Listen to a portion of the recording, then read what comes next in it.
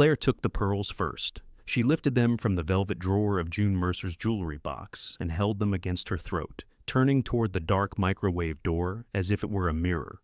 Tessa chose the gold charm bracelet, the one that clicked faintly whenever June stirred gravy or slapped a check face down on the counter.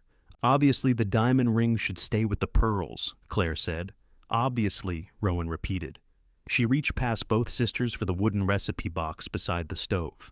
Its varnish had worn away at the corners, and someone, probably June, had once set a hot pan on the lid, leaving a brown crescent in the shape of a smile. Claire looked relieved. "You always did get attached to the things nobody else wanted." Rowan waited for Tessa to say something. Tessa fastened the bracelet around her wrist. The charms gathered on the underside: a tiny skillet, a silver heart, a lighthouse, the number 40. She kept her eyes on the clasp. That silence hurt worse than Claire's voice. Rowan tucked the box against her ribs. For 4 years, she had washed June's hair, counted her pills, cut the crusts from toast she rarely ate, and slept with her bedroom door open in case the bell beside June's bed rang. Yet somehow, her sisters had walked into the kitchen 6 days after the funeral and chosen the things that looked like love. The house was not quiet. It only lacked June's noise. The refrigerator hummed. The wall clock over the sink clicked with unreasonable cheer. Upstairs, the pipes knocked whenever the apartment's heat came on. June had hated that sound and blamed the landlord each winter, though the pipes belonged to the building, and the building belonged to Emmett Shaw, who had been explaining that distinction since 1998. Claire laid the diamond ring beside the pearls and began wrapping both in a dish towel. "Not that towel," Rowan said. Claire froze. "What? That was Grandma's good dish towel. It has a bleach stain shaped like Florida." She still liked it? Claire slowly unwrapped the jewelry. "Okay. Would you like to recommend an approved towel, or should I drive to the bank holding the pearls in my teeth?" Tessa made a sound that might have been a laugh. Rowan looked at her, and Tessa turned it into a cough. They had been there since 9 that morning, dividing a life into piles. Keep, donate, sell, trash. Claire had brought colored stickers and a black marker that squeaked against masking tape. She labeled boxes in tall, clean letters. Tessa folded clothes with the firm, competent motions she used at the hospital. Rowan mostly moved objects out of the wrong piles. June's cracked yellow mixing bowl went from donate to keep. A stack of diner aprons went from trash to wash. 3 chipped coffee mugs returned to the cupboard after Claire boxed them twice. At noon, Tessa opened a can of tuna and ate it over the sink because no one had remembered bread. Claire found a sleeve of stale crackers in the pantry and announced that they tasted like drywall. Rowan almost said June would have made grilled cheese, but the sentence came with too much attached to it. By 2, Claire's neat system had spread across every room. Small pink stickers appeared on lamps, end tables, and the frame print of sailboats June had disliked but kept for 30 years because Grandpa had won it at a church raffle. "Why is that marked sell?" Rowan asked. "Because none of us want it. Grandma kept it. Grandma also kept 8 years of margarine tubs." "The sailboats aren't margarine tubs. No, they're uglier and harder to stack." Tessa closed her eyes. "Could we get through one room without putting an object on trial?" Claire pointed the marker at Rowan. "Ask the defense attorney." Rowan carried the recipe box upstairs before either sister could put a sticker on it. The apartment above the diner had once been rented to waitresses, newly divorced cousins, and people June described as between sensible decisions. Rowan had moved in after June's stroke, so she could be near without sleeping in the same room. She had intended to stay 3 months. Then 3 months became a year, and the nursing agency cut June's hours, and Rowan left her job at the dental office because emergencies did not respect lunch breaks. Her bedroom still looked temporary: mattress on a metal frame, 2 plastic drawers, clothes on a pipe rack. A framed photograph leaned against the wall because she had never decided where to hang it. In the photograph, June stood behind the diner counter with a coffee pot raised like a weapon, daring the photographer to ask her to smile. Rowan set the recipe box on the bed. The lid stuck. She had to work a fingernail beneath it and pull until it opened with a dry little gasp. The cards stood behind yellow dividers: breakfast, soup, meat, bread, pie. Some were index cards. Others had been cut from envelopes, utility bills, and the blank backs of funeral program proofs from Grandpa's service. June's handwriting slanted hard to the right, as if every word were late for work. Buttermilk biscuits. 2 hands flour, lard the size of a good egg, milk until it listens, hot oven. Don't keep opening the door. Rowan stared at the last line. Very helpful, she murmured. She found meatloaf with no oven temperature, chicken fried steak without cooking time, and a gravy card that read, "If it looks pale, it is." Under dinner specials, half the cards carried names. Walter's Tuesday meatloaf, no onions he can see. Ruth Ann's gravy, easy salt, heavy pepper. Calvin's cornbread, leave the edges dark or he'll complain. The diner had been closed 14 months, but Rowan could still place those names at their tables. Walter in booth 3, unfolding his newspaper with both elbows spread wide. Ruth Ann beside the front window, pretending not to watch everyone who entered. Calvin at the counter after his shift, though he had spent 8 hours cooking the same food and could have eaten it free in the kitchen. Rowan ran her thumb along the cards. Grease had made some of them translucent. One smelled faintly of cinnamon. Another held a thumbprint in dried tomato sauce. Downstairs, something scraped across the floor. She shut the box and hurried back to the kitchen. Claire was dragging June's small maple table toward the back door. "What are you doing? It's going downstairs with the other diner things." That was in her kitchen. It came from the diner. So did half her dishes. Claire let go of the table. "Rowan, we have 30 days to empty the building." Emmett's letter was extremely clear. "That doesn't mean we start dragging everything into the street. No one is dragging anything into the street. The auction company is coming Friday to inventory the restaurant." Rowan looked at Tessa. "What auction company?" Tessa rubbed the bridge of her nose. A groove from her reading glasses remained there, though the glasses were in her purse. "Claire found one that handles restaurant equipment. You already called them?" "We discussed this," Claire said.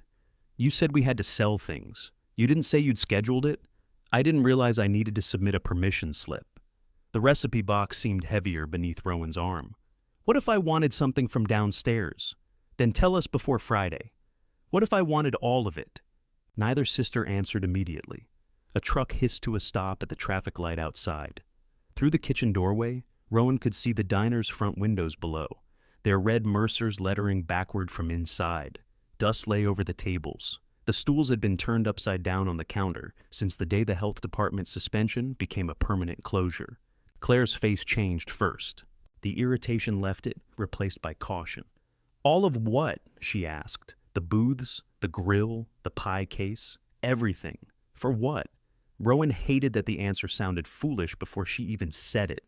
Maybe it doesn't have to be sold. Tessa's hand dropped from her face. "The diner has been closed for over a year." "I know." "The refrigerator barely worked when Grandma was alive," Claire added. "There's back rent, there's insurance, there are utilities. Do you know what commercial gas costs now?" "No." "Do you know what any of it costs?" "No, Claire, because I've spent 4 years comparing prices on adult diapers." The room went still. Tessa's expression hardened. "Don't do that."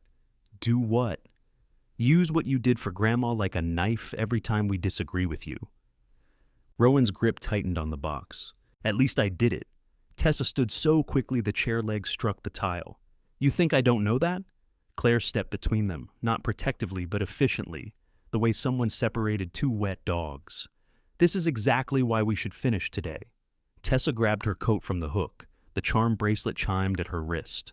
For a moment, Rowan saw it where it had always been, sliding down June's forearm as she reached across the counter. Then Tessa shoved her hand into her sleeve and the sound stopped. "I worked last night," she said. "I'm going home before one of us says something we can't take back." "You mean before I do?" Rowan asked. "I mean one of us." The back door closed behind her. Claire watched through the glass until Tessa reached her car. "Congratulations." Rowan laughed once without humor. "You scheduled an auction behind my back, but I'm the problem. I scheduled it because somebody has to do the ugly part. You think I want to sell her things?" "You wanted the pearls." Claire's eyes flicked toward the dish towel on the counter. "Yes, I did. Am I supposed to apologize because I picked something beautiful? No. Because I can't. I can put them back and take the recipe box, if that's what makes me a better granddaughter." Rowan pulled it closer. "You don't want the recipe box. That's not the point. It's exactly the point." Claire's mouth tightened. Beneath her makeup, fatigue showed in gray patches near her eyes. She had lost weight since Christmas, though she kept wearing fitted jackets that made the change look deliberate. "The point," she said, is that wanting that diner does not make you able to save it. Then she picked up her handbag and left the maple table in the middle of the kitchen. Rowan stood alone among the colored stickers. She stayed there until the refrigerator motor shut off, and the silence swelled around her. Then she carried the table downstairs. The diner smelled worse after being closed all winter. Old fryer oil clung to the walls beneath the sharper odors of dust and drain cleaner. Rowan set the table near the counter and began turning on lights. 2 fluorescent tubes flickered awake. 1 remained dark. Nothing looked ready to be rescued. The red vinyl booths were split at the seams. The pie case had fog trapped between its glass panels. A handwritten sign above the register still read, "Cash only, card machine, feeling temperamental," as if the machine might recover after a long rest. Rowan walked behind the counter and set the recipe box beside the dead register. She had spent years in the diner, but mostly as June's granddaughter. She refilled sugar jars, ran plates when someone called off, and absorbed the rhythm without learning its machinery. June had guarded the grill like a border crossing. "You'll learn when you need to," she always said. Rowan had assumed there would be more time to decide when that was. She found the old coffee pot beneath the counter and held it up to the light. A brown mineral crust ringed the bottom. The sight made her laugh, and then, without warning, she pressed the pot against her chest and cried hard enough to bend over. The crying passed as abruptly as it came.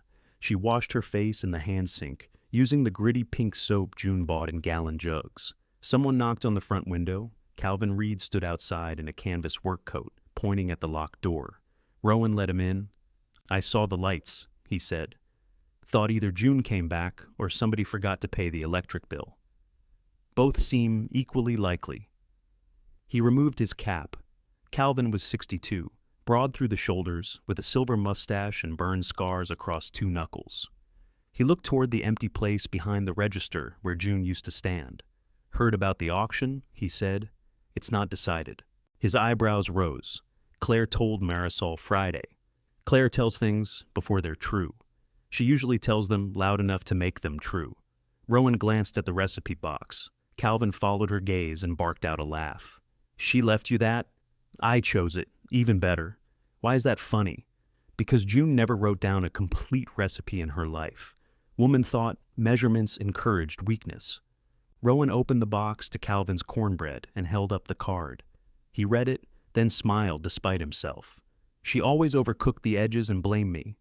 It says you like them dark. I learned to like them dark because arguing took longer. For the first time all day, the diner felt less like a sealed room." Calvin returned the card. "What are you planning?"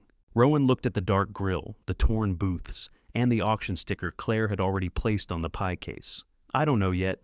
That's a dangerous answer in a restaurant. I'm beginning to notice." He put on his cap. At the door, he paused. "Your grandma once opened during a water main break with 3 jugs, a camp stove, and judgment bad enough to qualify as confidence. That's supposed to encourage me? No. Just saying this place has survived Mercer women before." After he left, Rowan stood beneath the flickering lights until they steadied. Then she peeled Claire's sticker from the pie case, took out her phone, and called Emmett Shaw. Emmett answered on the 6th ring. "If this is about the upstairs heat, I sent a man. It's not the heat. Then the man will be relieved." Rowan could hear voices behind him and the hollow crack of bowling pins. Emmett belonged to a Thursday league, even though, according to June, he bowled like he was apologizing to the lane. "I need you not to lease the diner yet," Rowan said. The voices faded. A door creaked, then closed. "Claire Mercer told me you were clearing it out. Claire doesn't own the equipment by herself. I'm talking about the space. I want to reopen." Emmett made no sound for so long that Rowan checked the screen to see if the call had dropped. "You there? I'm deciding whether you're serious or grieving. Can I be both?" "You can, but only one of those pays commercial rent." Rowan leaned against the counter. "Give me 3 months. I won't give Walgreens 3 months, and Walgreens has money. Walgreens doesn't know your pipes knock. Walgreens would replace the pipes." That was difficult to argue with. Emmett sighed. "Meet me there at 7:30 tomorrow. Bring a number." "What number?" "The number you think this costs. If you show up with only feelings, I'm going back to bed." He hung up. Rowan searched how much it cost to reopen a closed diner and immediately regretted it. Every website assumed she was choosing between quartz and stainless steel countertops, not wondering whether a refrigerator with a rusted handle could survive another summer. One article used the phrase initial capital outlay 11 times. Another advised setting aside 6 months of operating expenses. Rowan had never had 6 months of living expenses set aside, unless canned soup counted. She took a guest check from beneath the register and began writing. Rent, gas, electric, water, insurance, food, permits, payroll. She stared at payroll and added, eventually. Upstairs, she found a folder of diner bills in June's desk. Most were more than a year old. Rowan spread them across the kitchen table beside the labeled estate boxes and tried to separate useful information from overdue notices. The diner's last full electric bill was almost 4 times what Rowan had guessed. The gas bill included a red stamp. Insurance had lapsed before the closure. By 1 in the morning, her number had changed 6 times and still did not include repairing anything that broke. At 7:28, Emmett Shaw arrived carrying 2 coffees and wearing a quilted coat over plaid pajama pants. "You said bring a number," Rowan said. "I said nothing about trousers." He handed her a coffee and unlocked the front door with his own key, though Rowan had already opened it from inside. Emmett was 70, narrow as a fence post, with white eyebrows that rose independently whenever he distrusted something. They walked the diner in silence. He pushed on the booths, opened cabinets, and crouched to look beneath the 3-compartment sink. At the grill, he ran a finger through the dust and inspected it as though the dust had violated a lease provision. The hood was serviced 2 months before the closure, Rowan said. 14 months of grease can still catch fire. It hasn't been cooking. Grease is patient. He checked the bathrooms, the back exit, and the basement stairs. Rowan followed with her guest check folded in her pocket. Every defect seemed louder in his presence. The drip beneath the hand sink, the loose floor tile near the freezer, the pie case compressor that produced a noise like a distant lawnmower before falling silent. Finally, Emmett sat at the counter. "Your number." Rowan unfolded the paper. 8,760 to open. That includes the first month's food, deposits, insurance, permits, and minimum repairs. "How did you get the repair number?" I guessed. "Then your number is wrong. It's the number I have. That isn't the same thing." He took a pair of reading glasses from his coat pocket and examined her list. "No waste pickup." "I forgot waste pickup. No pest contract." "There aren't pests. There are always pests. The question is whether you pay someone to know their names." She took the check back and added 2 lines. "Where does the 8,000 come from?" he asked. "My part of the estate should be around 6, maybe more after the auction. You can't count the same equipment as something you'll sell and something you'll use." "I know. Do you?" Rowan folded the check again. "If I didn't know, I wouldn't have called you." Emmett studied her face. "Your grandmother owed 2 months when she closed. I'll pay it." "No. The estate will pay it when the contents sell. That debt is not your admission price." Rowan had not expected the distinction. It loosened something in her chest, though only slightly.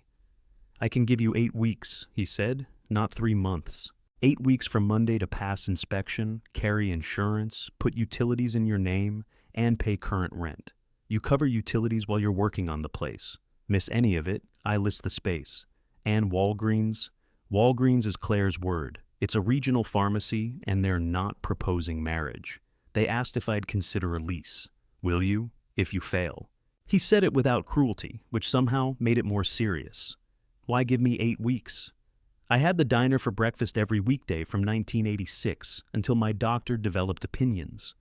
An empty restaurant earns me nothing. And your grandmother would haunt the building badly. She'd haunt you either way." "Yes, but with you here, she might divide her attention." He rose and pointed at her coffee. "That is not rent, by the way. I assumed it was a predatory loan. Smart. You may survive business." By 10, Claire and Tessa were back in June's kitchen, standing over Rowan's 8-week agreement as if it were a suspicious medical result. It was only a handwritten memorandum with Emmett's signature, but Claire read it twice. "You signed this before talking to us," she said. "It's for the space, not the estate. It uses equipment owned by the estate. I'm offering to buy the equipment out of my share. You don't know what your share is, then have everything appraised. The auction company is inventorying it today." "Good. I'll have prices." Tessa lowered herself into a chair. She had changed out of scrubs, but still carried the flat, distant look she wore after working all night. What happens to the apartment? I keep renting it. With what income? I'll make income. Claire put the paper down. From the closed diner. The diner won't stay closed. That sentence skips a few steps. Rowan hated how much Claire sounded like Emmett. I have 8 weeks to handle the steps. Tessa looked toward the floor, as though she could see the diner beneath them. Grandma couldn't keep it open. Grandma had a stroke. She struggled before the stroke. Rowan knew that. She had seen June stretch vendor payments, postpone repairs, and quietly remove bacon from her own breakfast to make an order last another day. But hearing Tessa say it felt disloyal. She was also 78. "And you've never run a restaurant," Claire said. "I ran her life." Tessa flinched. Rowan heard the sentence after it was too late and wished she could pull it back. "That came out wrong." "No," Tessa said. "It came out exactly the way you meant it." A knock sounded downstairs before Rowan could answer. The auction representative introduced himself as Dennis and wiped his shoes so carefully that Rowan disliked him less than she intended. He was a heavy-set man with a tablet, a tape measure, and the apologetic manner of someone accustomed to walking through failed businesses. They followed him downstairs. Dennis photographed serial numbers, tested cabinet doors, and dictated descriptions into his tablet. Commercial 6-burner range, gas, flat top, 48 inches, condition used. "Of course it's used," Rowan said. Dennis paused. "Would you prefer vintage?" Claire gave Rowan a warning look. At the pie case, Dennis plugged it in and waited. The compressor groaned, rattled, and then settled into its low mechanical hum. "Cooling?" Claire asked. Hard to say without letting it run. "It cools," Rowan said. Dennis glanced at the cloudy glass. "When was the last time?" 14 months ago. "So, it used to cool. It cools." He added a note. The booths would be sold in lots. The stools were attached to the floor and belonged to the building. The range might bring $1,200 if the burners worked. The griddle, $600. The mixer surprised everyone at an estimated $900. When Dennis reached the small maple table, he looked between the women. "Restaurant inventory?" "No," Rowan said. "Yes," Claire said at the same time. Tessa walked over and turned the table upside down. Beneath the top, faint black letters had been stenciled into the wood. "Mercer's Diner, Table 7. "It came from downstairs," Claire said quietly. "Grandma ate breakfast at it every morning," Rowan replied. "That doesn't change where it came from." Dennis shifted his tablet under his arm. "I can circle back." After he moved away, Tessa righted the table and ran a hand across its surface. "She used to sit here and call me before work." Rowan had not known that. "What did you talk about?" she asked. Tessa's hand stopped. "Mostly what she thought I was doing wrong." Claire laughed, sudden and sharp. Tessa did too. Even Rowan smiled. Then Claire put a pink sticker on the underside of the table, where June would not have had to look at it.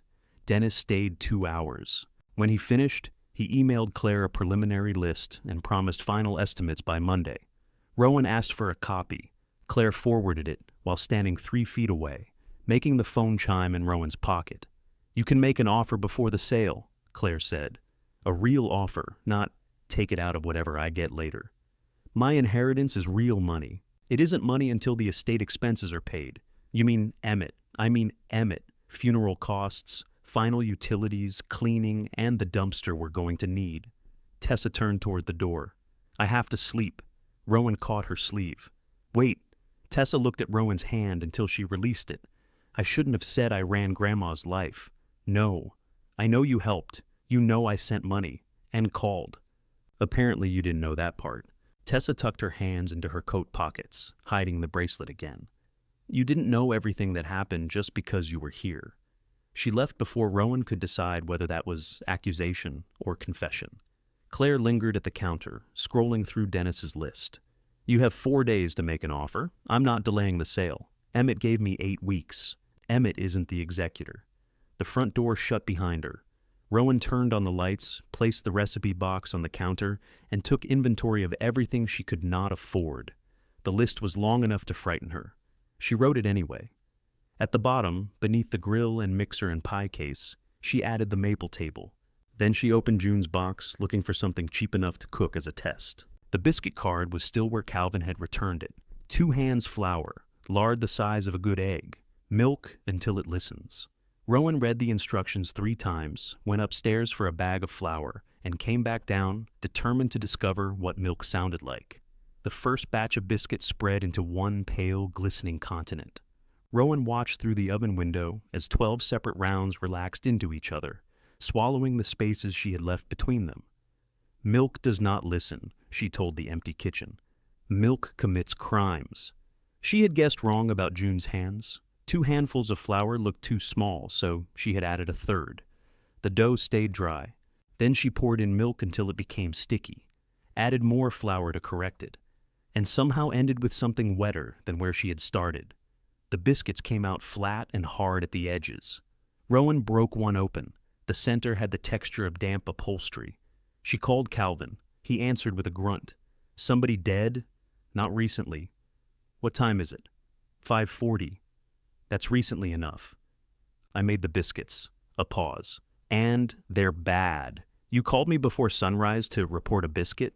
You laughed when I got the box. I also went home. That was the important part. Rowan looked at the tray. I need to know what milk until it listens means. It means June was a lunatic. Calvin. I start at 7. I'll stop by. His current job was unloading supply trucks at Street, Matthews Medical Center, a fact Rowan had somehow missed despite knowing the exact schedule he had kept at the diner 20 years ago. He arrived wearing steel-toed boots and carrying his own travel mug. He took one look at the tray and picked up a biscuit. Could patch a roof with that. It's underbaked in the middle. Then a roof with poor drainage. She moved the tray away from him. Show me. Calvin washed his hands, tied on one of the aprons Rowan had rescued from the trash pile, and read the card again. 2 hands flour, he said. Means her hands, not yours. Her hands aren't available, which is the first flaw in the instructions.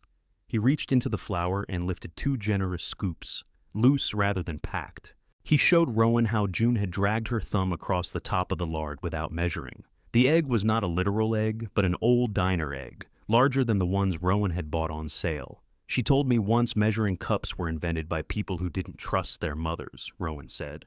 She told me they were invented by glass companies to sell glass. Both sound like her.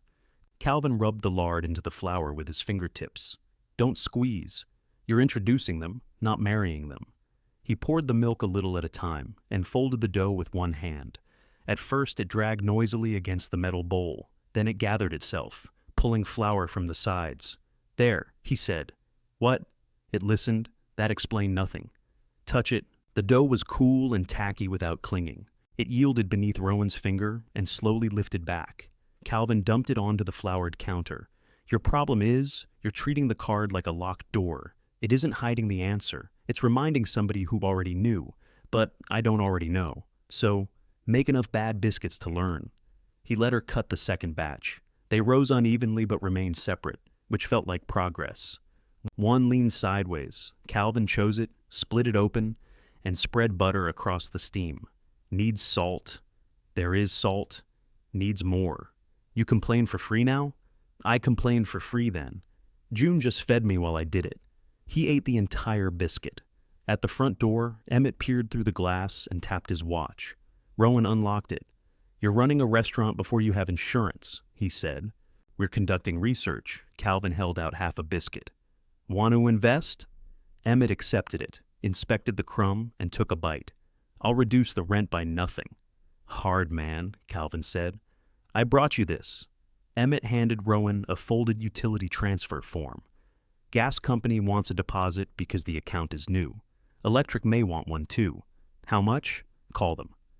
The gas deposit was $400. Electric wanted $250. Insurance required the first 2 months up front.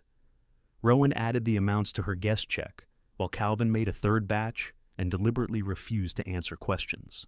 By 9, she had learned that she was pressing the cutter too hard, twisting it and sealing the edges. The third batch rose straight. The tops browned. When Rowan opened one, thin layers peeled apart beneath her thumbs. Calvin ate 2 before leaving for work. Those good? She asked. No. You ate 2. Gathering evidence. After he left, Rowan wrote what she had learned on a fresh index card. Flour loose in hands. Lard bigger than you think. Dough pulls from bowl when ready. Don't twist cutter. She hesitated, then slid her card behind June's. The divider shifted. Several smaller slips fell into the bottom of the box. Rowan pulled them out, expecting more incomplete recipes. Instead, she found weekly prep lists written on the backs of old invoices. Monday roast, 60 portions. Save ends for gravy. Tuesday hash, use remaining potatoes. Wednesday soup, roast bones plus onion ends. Thursday pot pie, if weather below 50. A second slip listed ingredients shared across dishes. A third tracked how many pies June baked by season. Peach dropped after September. Chocolate rose whenever the factory worked overtime. Lemons sold on Fridays for reasons June had underlined, but not explained. The recipes were only the visible part. June had tucked the machinery behind them. Rowan spread the slips across the counter until the diner became less like a collection of appliances and more like a sequence. Roast became hash. Hash became soup. Biscuit scraps thickened cobbler topping. A pan of onions began in breakfast potatoes and ended in gravy. She opened her laptop and rebuilt the cost estimate. At noon, she called Marisol Vega. "Please tell me you're not asking me to buy a booth," Marisol said. "I'm asking about produce." That's slightly better. Marisol managed shipping at Bellman Produce, a warehouse 20 minutes east. She had waited tables for June during college and had kept coming for coffee long after she left. Her voice still carried the bright edge she used when calling orders through the kitchen. "I need prices for a small account," Rowan said. "How small? Embarrassing? Cash or credit?" "Which answer gets me the vegetables?" "Cash." Marisol arrived after her shift in a green warehouse jacket and inspected the kitchen before looking at Rowan's plans. She had cut her black hair shorter since the funeral, revealing a silver streak near one temple. "You're serious," she said. "Everyone keeps saying that like it's bad news. It's inconvenient news. Bad news would be if you thought celery was free." They sat at the counter with price sheets between them. Marisol crossed out half Rowan's projected costs and raised the other half. "You don't need 6 cases of lettuce. That's the minimum order on the website. The website is for people I don't like. I can combine your order with a hospital account and split it, but you pick up. We are not driving a truck here for 3 bags of onions. Fair. You pay on delivery. No 30-day account until you've been open 3 months. Also fair. And you don't call me at 4 in the morning because June used to. I never knew she did. She'd ask whether tomatoes had flavor that week, as if I had personally interviewed them." Marisol read June's prep slips. This was why she could keep prices low. Nothing died alone. That sounds threatening. It is if you're a carrot. They built a 6-item opening menu. Biscuits and gravy, eggs with home fries, meatloaf, soup, 1 rotating dinner, and pie. Rowan wanted chicken fried steak. Marisol drew a line through it. Labor, oil, waste. It was her best seller. Was. You need a menu you can cook, not a museum catalog. The word stung because Rowan had thought almost the same thing and felt guilty for it. What if people come for something we don't have? They'll complain and order meatloaf. That is the diner experience. Before leaving, Marisol took one of Rowan's biscuits. She ate it in 3 bites while standing by the door. "Too much salt," she said. Calvin said not enough. Calvin put salt on watermelon. Rowan wrote conflicting testimony beside her new instructions. Upstairs, Tessa was packing June's bathroom cabinet. Bottles clicked inside a cardboard box. The charm bracelet rested on the table instead of her wrist. "Does it bother you at work?" Rowan asked. Tessa glanced at the bracelet. "It catches on gloves. Grandma wore it cooking. Grandma violated every infection control principle ever written." Rowan put a warm biscuit on a napkin beside her. Tessa looked suspicious. "What's this?" "A knife." Tessa tore off a corner and ate it. "Needs salt." "Thank you." "What?" "Nothing."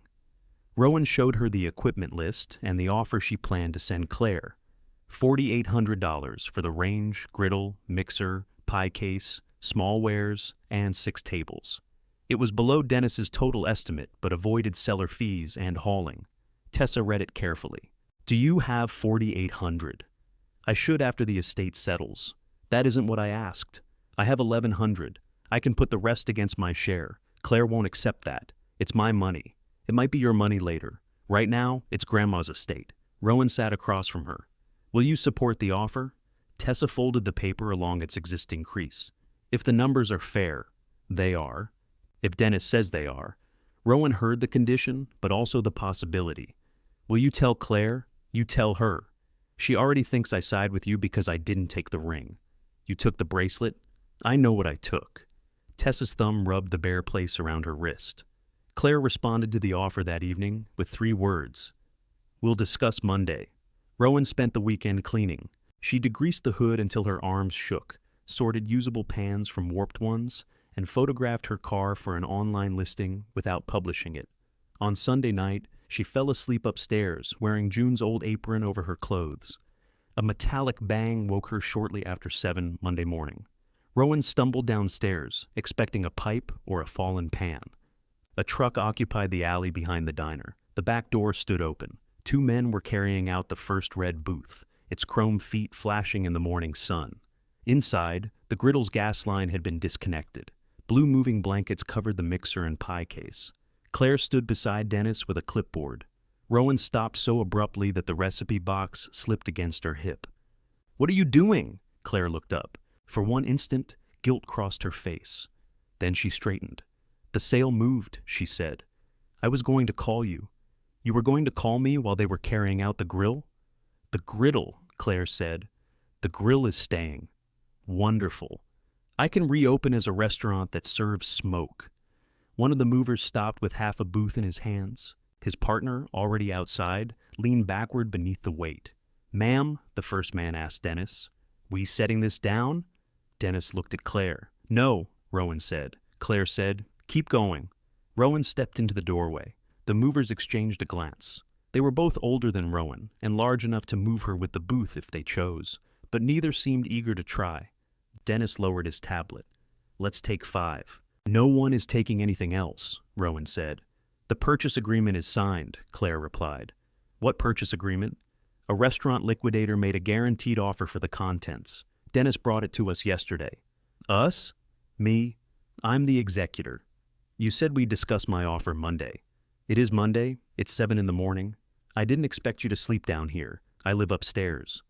"Which is not the same as answering your phone." Rowan pulled her phone from her apron pocket. The battery had died sometime during the night. "You called this morning?" "I called twice. After you signed?" Claire looked away. The movers carefully set the booth down. One rubbed his shoulder, while the other walked outside, grateful for any conflict that let him stop carrying furniture. Rowan turned to Dennis. "How much?" He glanced at Claire before answering. "The bulk offer is $7,200 after removal costs." "For everything?" "All movable restaurant assets on the inventory. My offer was $4,800 for only what I needed." "Your offer wasn't cash," Claire said. "This one is. You gave me the weekend. I gave you until Monday. It became Monday while I was asleep." Claire's composure cracked. "The estate owes Emmett $3,400. Funeral costs are still outstanding. Every day this stuff sits here, we pay utilities and insurance on an empty business. You offered money you do not have. I told you I'd sell my car. You hadn't even listed it. I took the pictures. Excellent. Maybe the estate can accept photographs." Dennis stepped between them. "I'm going to wait outside." "The buyer know you were inventorying property one of the heirs wanted?" Rowan asked. "I knew an heir had expressed interest. I was told there was no funded offer. There was an offer." "There was a wish," Claire said. The words landed with such precision that Rowan knew Claire had selected them before that morning. Tessa's car turned into the alley too fast and stopped crooked across 2 spaces. She got out wearing sweatpants, a long coat, and the charm bracelet over one sleeve because she had apparently fastened it without noticing where it landed. "What happened?" she called. "Claire sold the diner. I sold equipment from a closed restaurant. You moved the sale without telling me." Tessa looked at the truck, then on the disconnected griddle. "You said Dennis would have final estimates today." "He did. The liquidator needed an answer last night." "And you gave one." "I'm the executor." Tessa's face went flat. "That wasn't my question." Claire folded her arms. "I did what was necessary. You did what was fast. I'm sorry. Have you developed an interest in handling any of this?" The charm bracelet slid down Tessa's sleeve and struck the back of her hand. She stared at it, then pushed it up roughly. Rowan waited for Tessa to tell Claire to cancel the sale. Tessa walked over to Dennis instead. "Can it be canceled?" "He has a signed agreement and a deposit is already processing," Dennis said. "The buyer scheduled labor based on it. We can ask, but they can enforce the deal or charge cancellation costs. How much? I can't give you that without calling. Call. Claire took a step forward. Tessa. No, you don't get to call me when the truck is already here and pretend that counts as telling me. Dennis moved down the alley with his phone. Rowan's anger shifted enough to let in surprise. Tessa kept her back to both sisters, her hands deep in her coat pockets. I made a fair offer, Rowan said. You made an unfunded offer, Tessa replied without turning.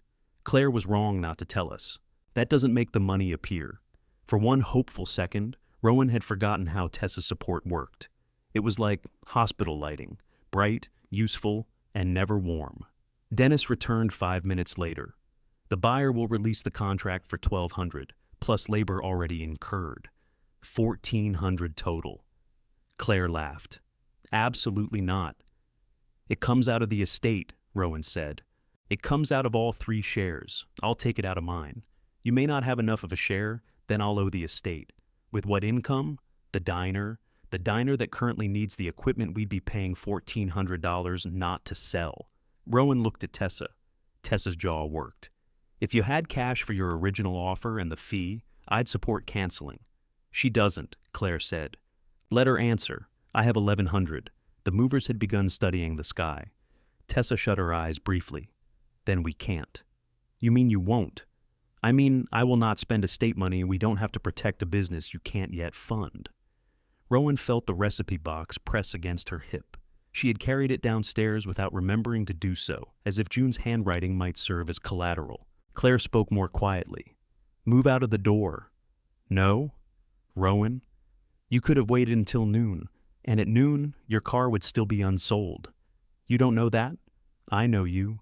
You save margarine tubs and broken coffee mugs and every terrible thing Grandma ever said because throwing any of it away feels like killing her twice. You were never going to sell that car until someone forced you. That was my choice. Yes, it was. So was this. Claire nodded to the movers. Rowan did not move. Tessa came beside her, close enough that their sleeves touched. If you block them, the estate gets charged for the delay, Tessa said. I don't care. I do. Of course you do. Tessa flinched but stayed beside her. Move because you choose to. Don't make them move you. Rowan stared at the booth. June had patched its seam with red electrical tape. After refusing 3 estimates from an upholsterer, the tape had curled at one corner. Rowan used to press it flat whenever she slid into the booth with June's coffee. She stepped aside. The movers carried the booth past her. Then another. The red seats disappeared into the truck, stacked on their backs with their metal legs in the air. The pie case rolled out next, its cloudy glass reflecting Rowan in pieces. She put a hand on it as it passed. The motor was still warm from Dennis's test. The mixer followed, then the griddle. Claire remained inside until the truck was half full. She no longer checked the clipboard. When the movers lifted the maple table, Rowan caught one end. Not that. It's on the inventory, Dennis said. It belongs upstairs. Claire looked at the faint stencil beneath the tabletop. Leave it, Dennis checked his list. The buyer paid for all movable contents. Take $200 off the proceeds, Claire said. I'll cover Rowan's third of the difference. Rowan almost refused because the offer came from Claire. Then she thought of June drinking coffee at the table every morning. Thank you, she said, and hated that it sounded sincere. Claire nodded without looking at her.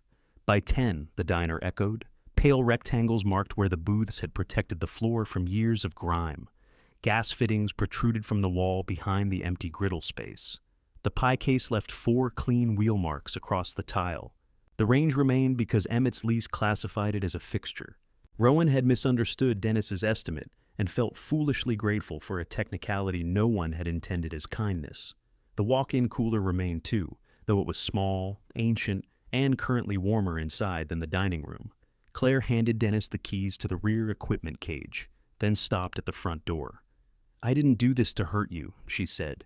You did it knowing it would. That is not the same thing. Rowan looked across the stripped room. From here it is. Claire left. Tessa stayed long enough to help Rowan carry the maple table back upstairs. Neither spoke until they set it in June's kitchen. I'm sorry, Tessa said. For which part? For not knowing she changed the sale, but not for letting it happen. Tessa put her hands on the table. I don't know how to believe in this because you want me to. I wasn't asking you to believe. I was asking for time. Time costs money. Everything does. Is that why you picked the bracelet? Tessa's fingers went still. You want to do this now? She asked. No. Good. I want to do it when you're ready to answer. Tessa's eyes flashed. I picked it because I gave it to Grandma.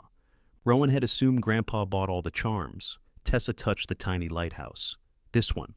After she came to stay with me on the coast. She complained about my apartment, my job, the mattress, the coffee, and every restaurant I took her to. Then she cried when she left. Tessa swallowed. She never came back. I didn't know. No, you didn't. She fastened the bracelet properly around her wrist and left. Rowan sat at the maple table with her dead phone charging beside her. The online listing for her car waited in drafts. She added the mileage, disclosed the coolant leak, lowered the price twice, and pressed publish. The first message arrived within 20 minutes. The second asked if she would accept half. The third offered cash if the car survived a test drive. Calvin picked her up that afternoon, in a pickup with no passenger-side floor mat. He did not ask why she was carrying the recipe box. Marisol met them at the liquidator's warehouse. The diner's contents sat in a roped-off section near the loading bay. The booths were already separated into lots. The pie case wore a white tag marked $800. Rowan's griddle was priced at $950, the mixer at $1,100. They bought it this morning and marked it up already? She asked. Marisol shrugged. That's how selling works. Calvin examined the griddle. Burners are uneven. You cooked on it for 15 years. Unevenly. A smaller flat top sat nearby, scarred but clean, priced at $400. It would handle breakfast if the menu stayed limited. Marisol found a used refrigerated prep table for $650. Calvin located sheet pans and stock pots sold by the stack. Rowan walked past the pie case 3 times. Don't, Marisol said. It was Grandma's. It has a failing compressor and glass you can't clean between. It held every pie she made. It held cold air badly. Rowan turned over the price tag and saw the liquidator's stock number where June's handwritten labels used to be. She left it.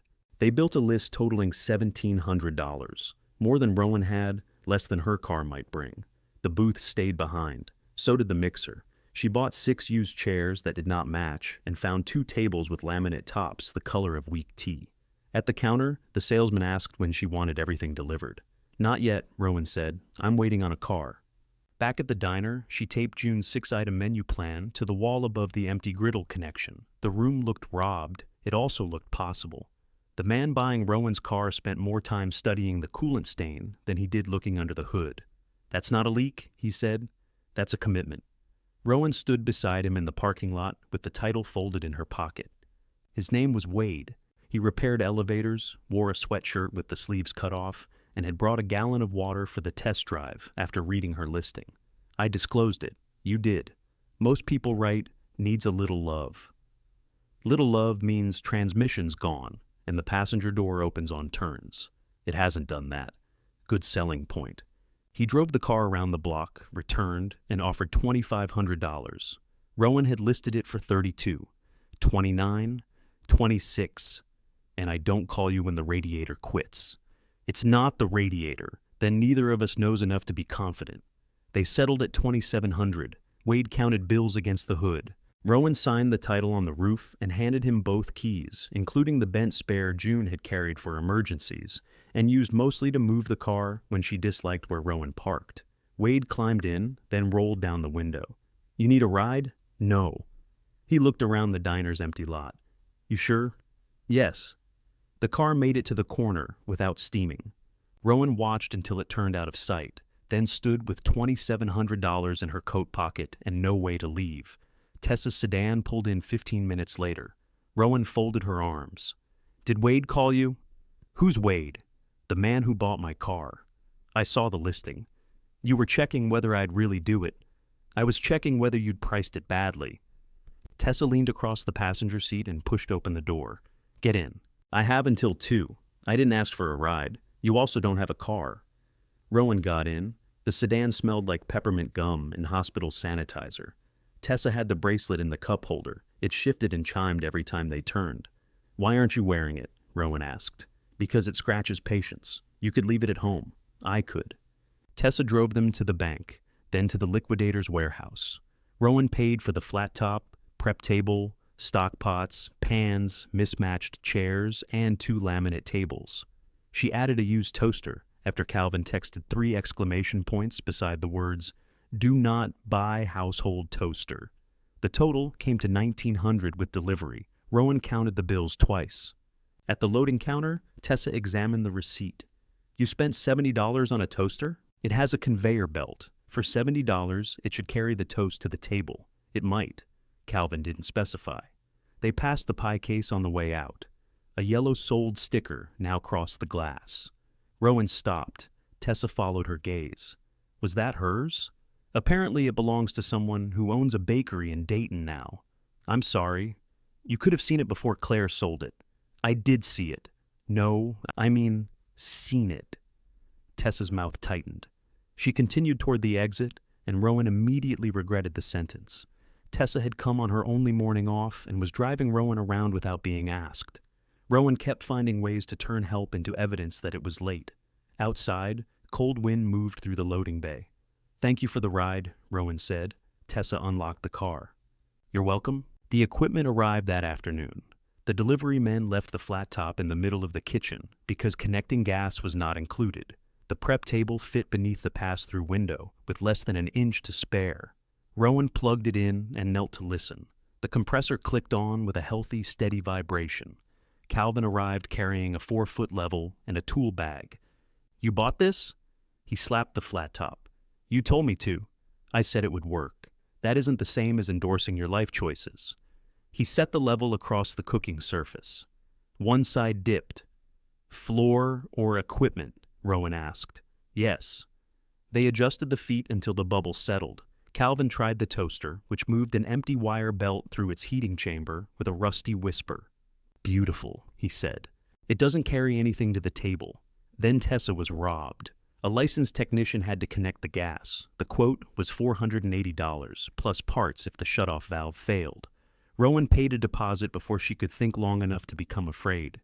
Emmett came in while Calvin was scraping adhesive from the chairs. "Those are ugly," he said. "Then don't sit. I'm your landlord. I may sit wherever I want."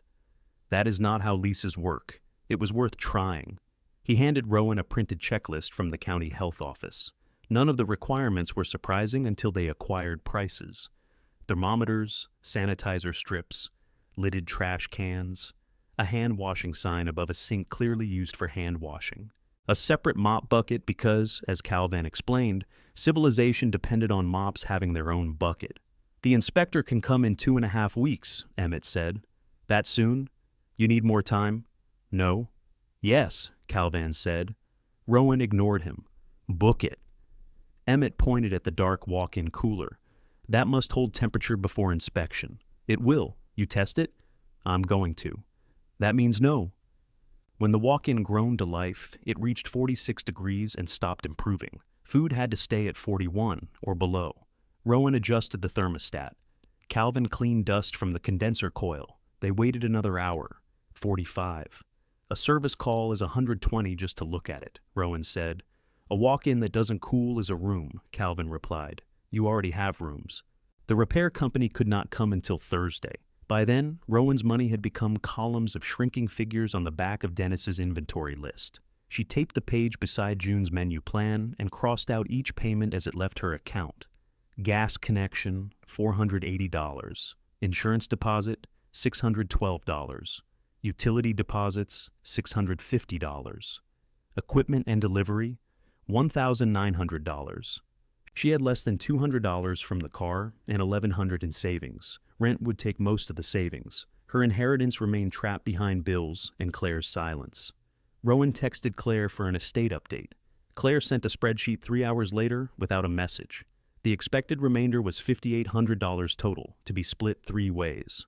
Rowan stared at her projected share, $1,933. She called immediately. Claire answered in a whisper. "I'm at a showing. You told me my share might be around $6,000. I said the whole estate had a few thousand in cash. You let me think it was each. I did not. You didn't correct me. I have sent you every invoice. You sent them after selling the equipment." A door closed on Claire's end. Her voice returned to normal. "What do you want me to say?" That you knew I couldn't buy everything back. I knew you couldn't buy everything before I sold it. Did you move the sale because you needed your share? Silence. It was brief, but Rowan heard it. Claire? I moved it because the estate needed to close. That wasn't my question. I'm not discussing my finances while standing in someone else's laundry room. You discuss mine every chance you get, because yours affect the diner, and yours affected the sale. Claire breathed out slowly. I have to go. The call ended. Rowan stood at the counter with the spreadsheet glowing on her phone. The anger helped for almost a minute. Then the numbers remained, untouched by it. Calvin had gone home. The diner was cold and stripped, every sound bouncing against bare walls. Rowan opened the recipe box because it was the only object in the room that did not appear to demand payment. Behind the meat divider, she found June's meatloaf card, ground beef, pork, if cheap, crackers, eggs, onion, small enough Walter can't prosecute, tomato on top, brown sugar when winter gets mean. The ingredient list ended there. On the back, June had written 12 loaf pans on Monday, 8 on Tuesday, 6 Wednesday, then an arrow toward hash portions and sandwich slices. Rowan found Walter's number in the old diner address book. It took him 7 rings to answer. Hello? Walter, it's Rowan Mercer. If this is political, I already gave. It's not political. Religious? No. Then you can continue. She smiled despite herself. I'm testing Grandma's meatloaf recipe Thursday. Would you come tell me if it's wrong? It'll be wrong. That's why I'm asking. Diner open? Not yet. No charge. Just a test. Walter considered. What time? 6? I eat at 5. 5 then. Ruth Ann? No, not yet. She'll be offended. Will she come? She'll come offended. Ruth Ann answered on the second ring and was, as predicted, offended. You called Walter first?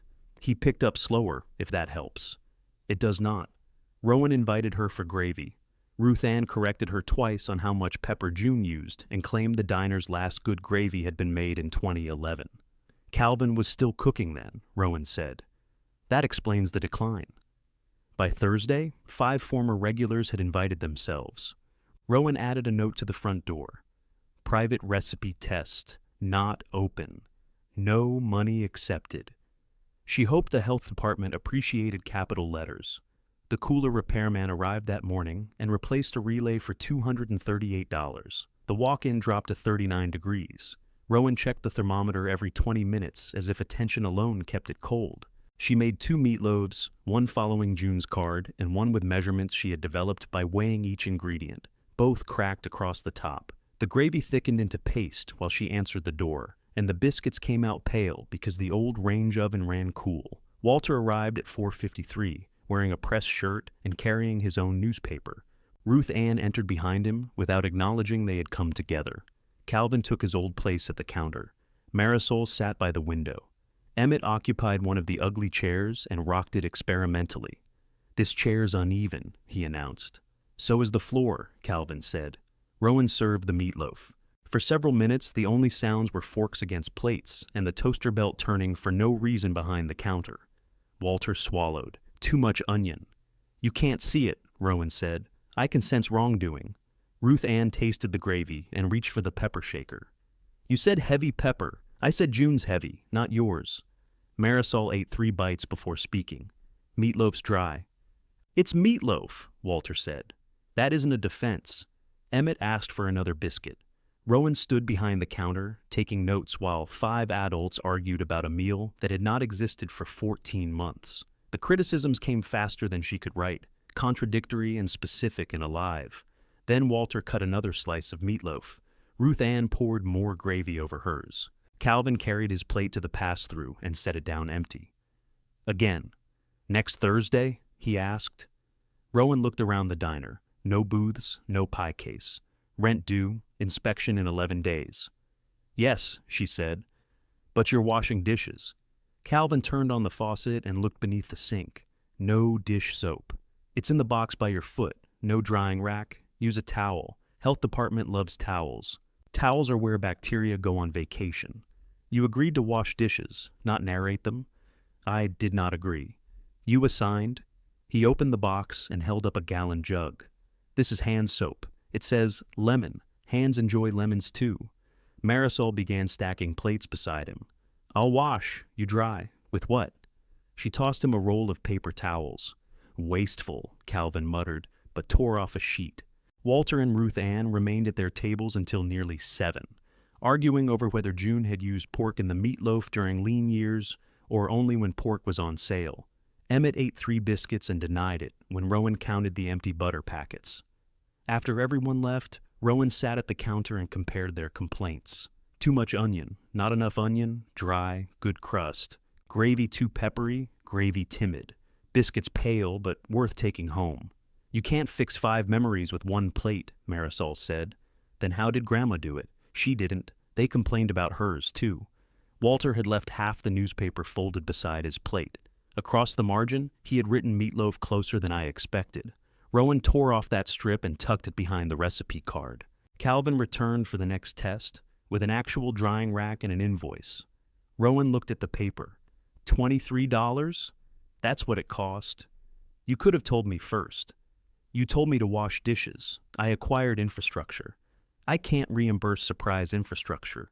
He pulled the rack back. Then I'll return it. Calvin, what? Leave it, then pay the invoice. She did, because he was right and because the rack fit perfectly beside the sink, which made his expression unbearable. They worked through the week preparing for inspection. Rowan labeled containers, hung thermometers, scrubbed the walk-in shelves, and discovered the mop sink had been storing 3 unopened cases of syrup old enough to vote. Calvin removed them without ceremony. The gas technician connected the flat top and lit each burner. Blue flames rippled beneath the steel. Rowan warmed her palms above the surface, feeling heat collect where emptiness had been. Don't get sentimental over an appliance, Calvin said. You're the one who hugged the old mixer when it left. I was checking if they'd disconnected it. With your cheek? That's where my mechanical knowledge lives. The next Thursday, Rowan prepared meatloaf with less onion and a mixture of beef and pork.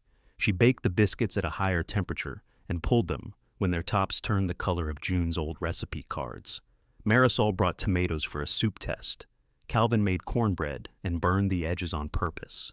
At 4:30, someone knocked. Walter stood outside with 2 men Rowan recognized from the old factory breakfast shift.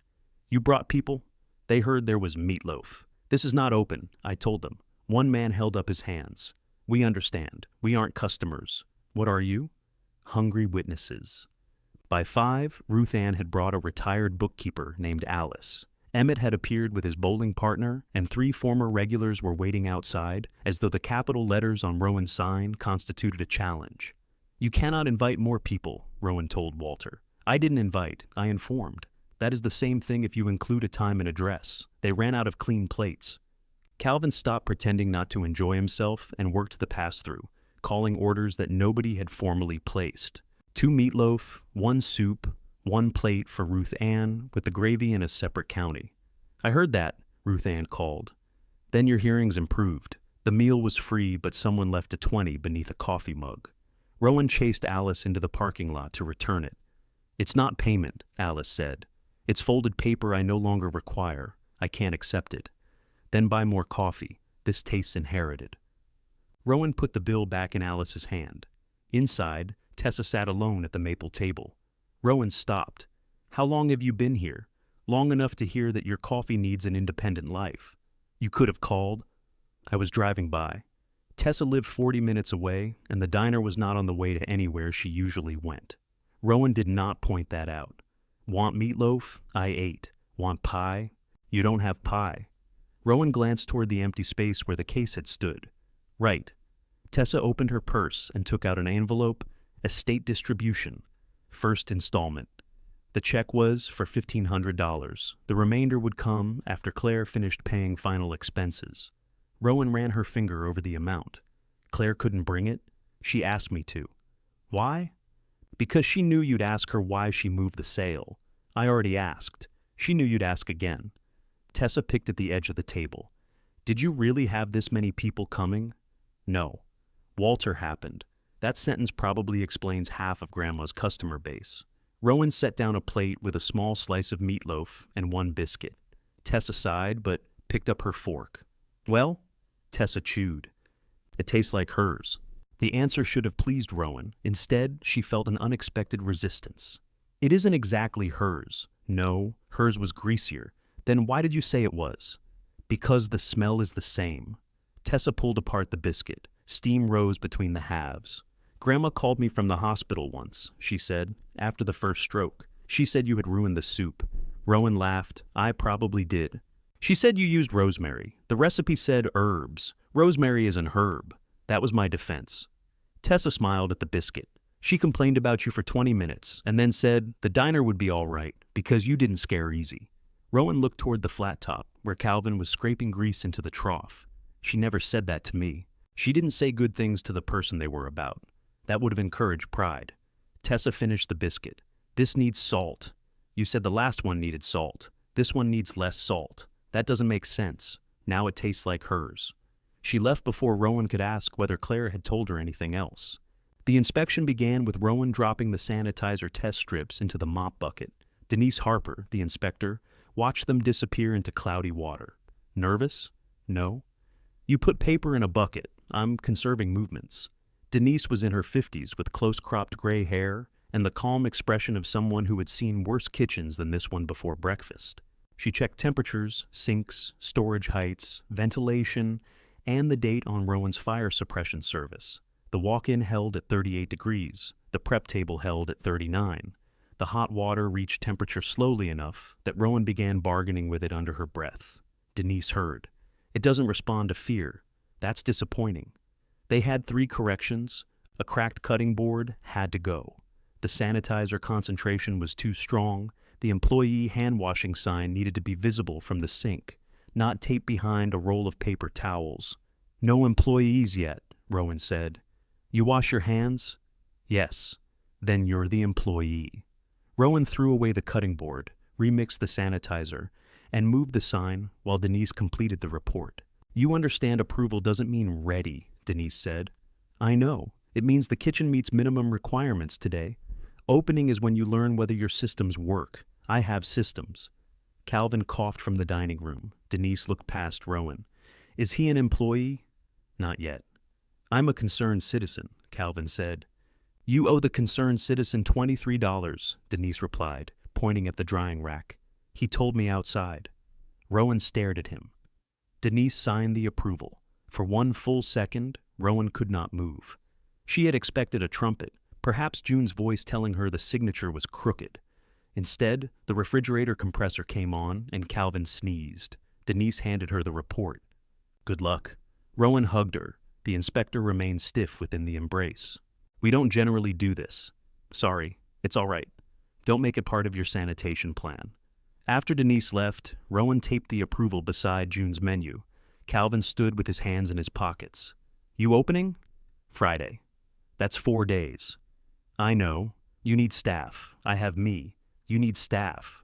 She looked at him. Are you volunteering? No. The answer came so quickly it embarrassed her.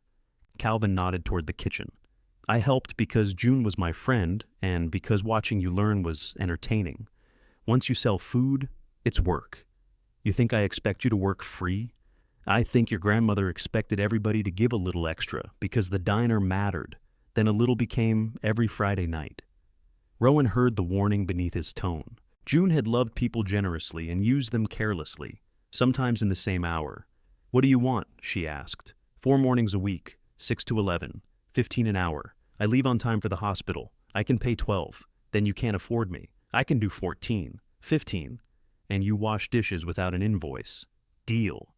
They shook hands across the counter. Marisol helped Rowan place her first food order. It looked absurdly small when they picked it up at the warehouse. 3 boxes of potatoes, 2 sacks of onions, lettuce, tomatoes, carrots, celery, and apples. Meat came from a local distributor, willing to accept cash. Rowan bought coffee from the same company June had used, then chose a cheaper tea and felt guilty until Marisol reminded her nobody had ever come to Mercer's for tea. She spent the last of the distribution check on groceries, registered change, and a small roadside sign. The painter wanted $80 to add "now open" beneath the faded Mercer's lettering. Rowan did it herself, standing on a borrowed ladder, while Emmett criticized the spacing. Friday morning, she unlocked the front door at 5:30. Calvin was already inside through the back. heating the flat top. The dining room held 6 mismatched tables, the ugly chairs, and 3 wall photographs Rowan had brought down from June's apartment. The maple table stood near the front window. There was no pie case, so 2 apple pies sat beneath clear plastic covers on the counter. Rowan switched the sign from closed to open. At 6, no one came. At 6:15, Walter entered, sat at the maple table, and opened his newspaper. "You're in Ruth Ann's light," Rowan said. "She can find another light."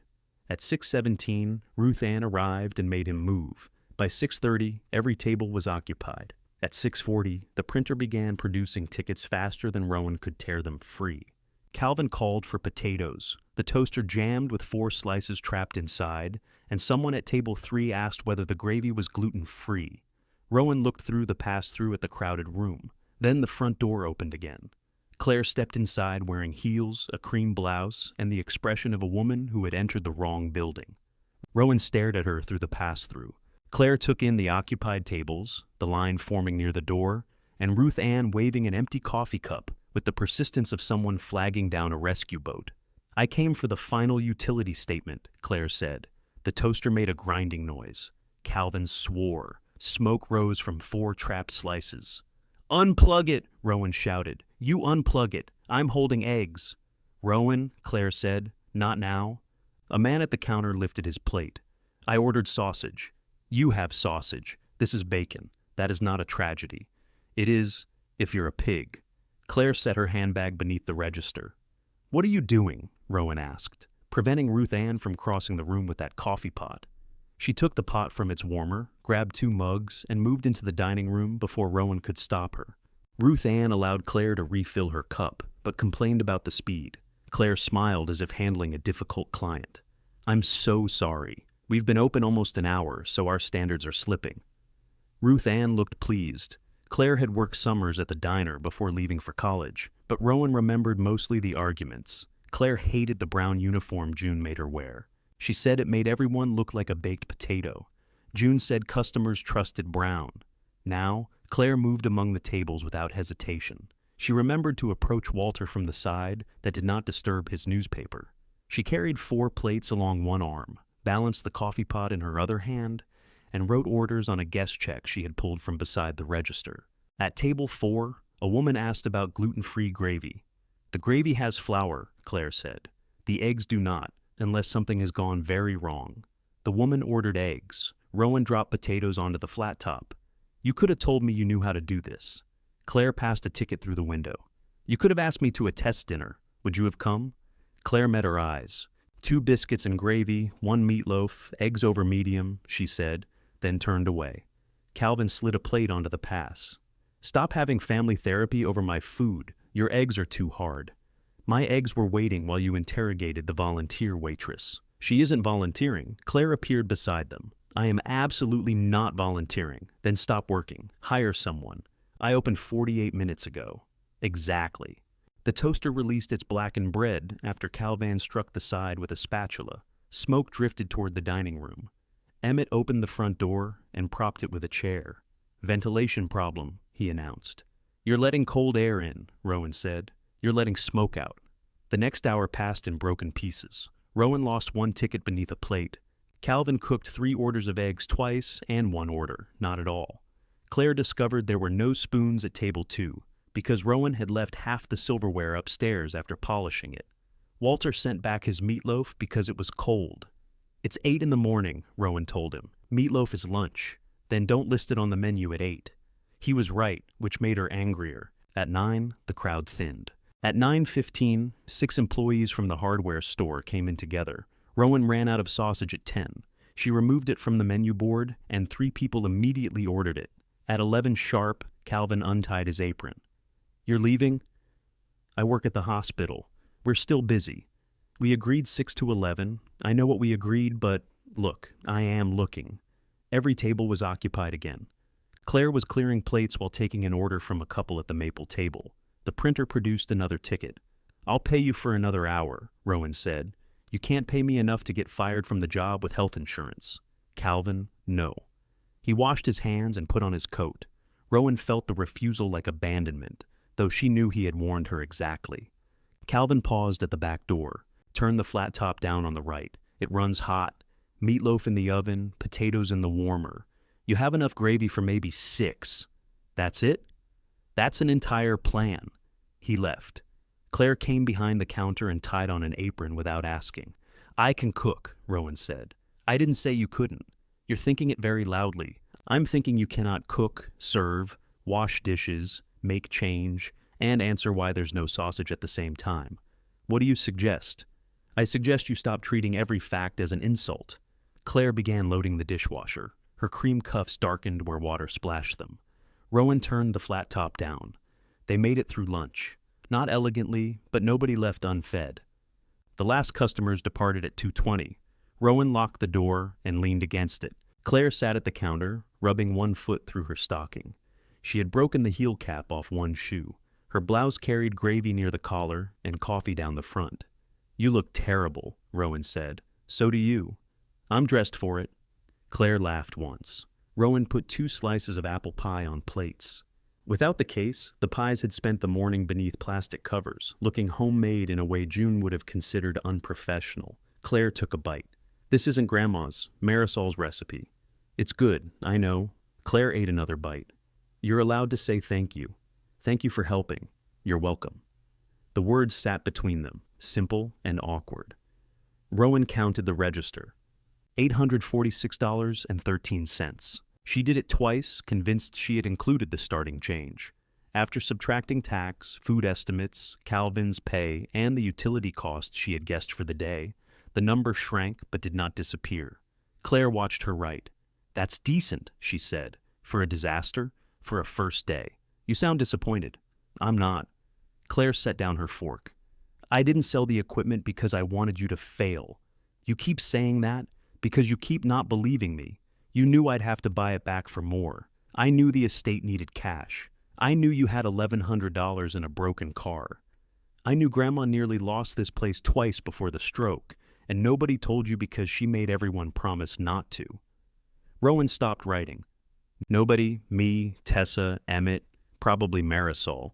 She took money out of her retirement account one year and put it back before you noticed. She told me the diner was fine. Grandma told everyone what kept them useful. The accusation in Claire's voice was not aimed only at June. Rowan looked at the crowded columns on the guest check. Did she ask you for money? Once. Did you give it? I couldn't. Claire said it too quickly. Rowan remembered the gray beneath Claire's eyes, the fitted jacket disguising lost weight, the silence when asked whether she needed her estate share. Is that why you wanted the sale closed? Claire stood. I wanted it closed because it was my responsibility. That isn't an answer. It's the answer you get. She took the utility statement from her handbag and placed it beside the register. At the door, Rowan said, You were good today. Claire's hand rested on the lock. Grandma made me work 6 days a week the summer I was 20. She paid me for 4 and said the other 2 built character. That sounds like her.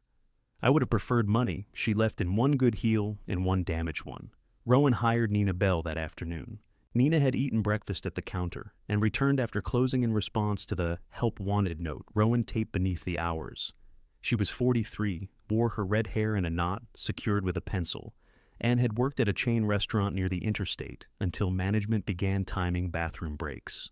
I don't do split shifts, Nina said. I don't have enough hours to split. I don't share tips with management. I don't want your tips. I leave at 2:30. I need help cleaning. Then schedule me until 3 and pay me until 3.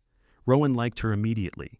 Nina started Monday. She moved slower than Claire, but made fewer mistakes. She called everyone honey except Walter, whom she called Sir because it irritated him. At the end of her first shift, she handed Rowan a list of things the dining room needed.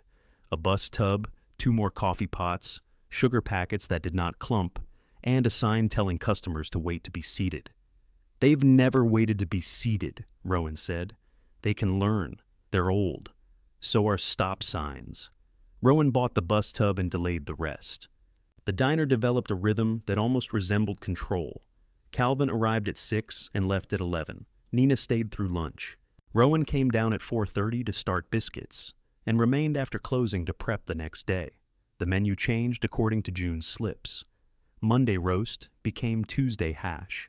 Vegetable ends went into stock. Meatloaf leftovers became sandwiches, though Walter accused Rowan of disguising evidence. The first week's sales covered food, wages, and most of the utility deposits. They did not cover rent. Rowan used the estate check, watching June's last cash move into Emmett's account. Tessa came Sunday afternoon after closing and helped fold napkins without being asked. She did not wear the bracelet, but it lay beside her phone on the maple table. Rowan made chicken soup from the week's trimmings. "It needs rosemary," Tessa said. Rowan pointed a spoon at her. "Leave." Tessa laughed so hard she spilled napkins onto the floor. Claire did not return. Rowan began a new section in the recipe box labeled Changes. She wrote down the flat top's hot corner, the number of biscuits that sold on rainy mornings, and Nina's warning that table 4 rocked when anyone leaned left. June's notes remained in front. Rowan's collected behind them. By the third Friday, customers had stopped asking whether the diner was really open and started complaining about the hours. Sales climbed. Rowan paid Calvin and Nina on time. That night, Marisol delivered the next week's produce in the back of her car because Rowan's order was still too small for a truck. They stacked lettuce, onions, carrots, celery, milk, and 2 cases of eggs in the walk-in. Rowan added the weekend meat delivery and 6 pans of prepared meatloaf. "You're full," Marisol said. "Full is good. Full is money sitting in a cold room. Check the thermometer, 38 degrees. Rowan checked again before going upstairs at midnight. 39. At 4:30, she came down to a smell that was not rot, not yet, but carried the damp heaviness of food that had lost its cold. The walk-in light came on. The compressor did not. The thermometer read 53 degrees. Rowan touched a pan of meatloaf. It was warm. Rowan opened every container as though one might contain a different temperature. The milk was warm. Butter gave beneath her thumb. The ground beef felt cool in the center but not cold, which seemed more dangerous than if it had smelled bad. 6 pans of meatloaf sat on the bottom shelf, each wrapped and labeled in Nina's careful block letters. Calvin arrived while Rowan was moving eggs into the refrigerated prep table. "Don't touch anything else," he said. "I'm getting it cold. You're making cold, unsafe food." It was 39 at midnight, and it's 53 now. That's 4.5 hours. That is 4.5 hours since you checked. You don't know when the compressor stopped. She had looked up the rules on her phone. She knew what he was saying. Hearing it aloud made the waste real. "The vegetables are fine," she said. "Whole vegetables, yes. Cut tomatoes go. They smell fine. So does gasoline if you like gasoline." Marisol came through the back door carrying a replacement case of coffee filters and stopped when she saw the open walk-in. "Oh no!" "The compressor's dead," Rowan said. "Maybe the relay again." The relay clicked when Calvin tapped it, but the compressor remained silent. Marisol checked the thermometer, then the meat. "You have to dump it. You don't know that. I know enough. Some of it was delivered after 6 last night. If the cooler stayed cold until—" "If," Calvin said. Rowan turned on him. "I understand the word. Then stop trying to negotiate with it."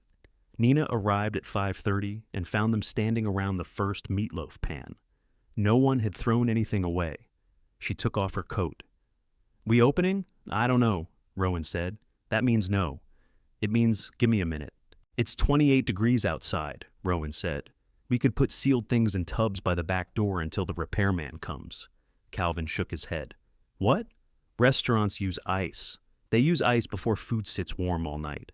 It didn't sit warm all night. You don't know. I know it wasn't 53 at midnight, and I know the food safety rule. You want to make somebody sick because rent's due?" The sentence struck exactly where he intended. Rowan picked up the pan and dumped it into the trash. The sound was soft. 6 pounds of meat, crackers, onion, eggs, and tomato collapsed into the liner. She set down the pan, reached for the next, and dumped that one too. Nobody spoke as they emptied the walk-in. Marisol separated what could safely remain: whole onions, carrots, uncut celery, apples, unopened shelf-stable condiments. Everything else went into bags: milk, cream, cheese, meat, cut produce, eggs. Because Rowan could not confirm how long they had been above temperature, prepared soup, gravy, 6 meat loaves, 2 apple pies that had been moved into the cooler after closing. Rowan began keeping a total in her head and stopped when it passed $900. The trash bags filled the dumpster. She carried the last one herself, though Calvin reached for it. The plastic stretched under the weight and split against the metal edge. Meatloaf, lettuce, and softened butter spilled onto the pavement. Rowan stood in the alley with gravy soaking into her shoe. Calvin climbed into the dumpster enclosure and helped gather the waste with gloved hands.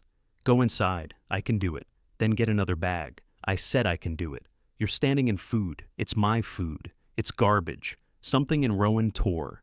"It's easy for you to call it garbage. You get paid whether the diner makes $1 or not." Calvin straightened. "I get paid for hours I work, and then you leave. No matter what's happening, you leave. I have another job, I know. Everyone has somewhere more important to be." Marisol said her name quietly. "Rowan?" "No." "He comes in here and acts like he cares about this place, but the second it gets hard, he watches the clock."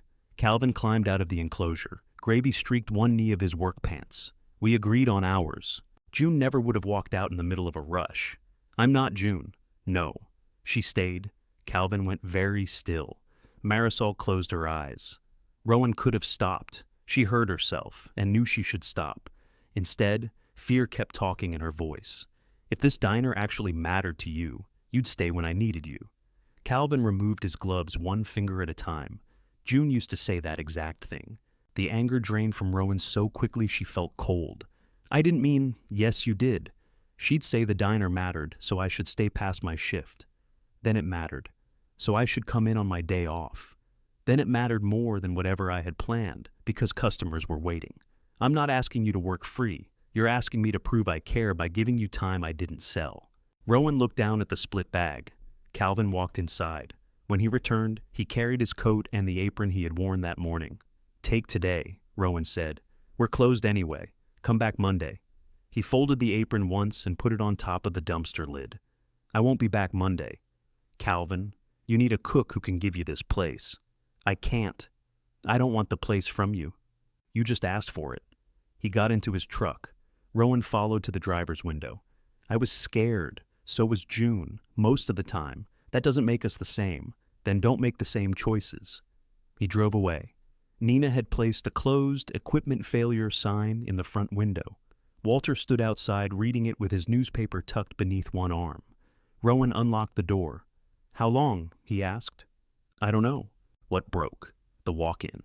He peered past her, as if the cooler might be visible from the sidewalk. June used to keep ice in galvanized tubs. June violated health codes for sport.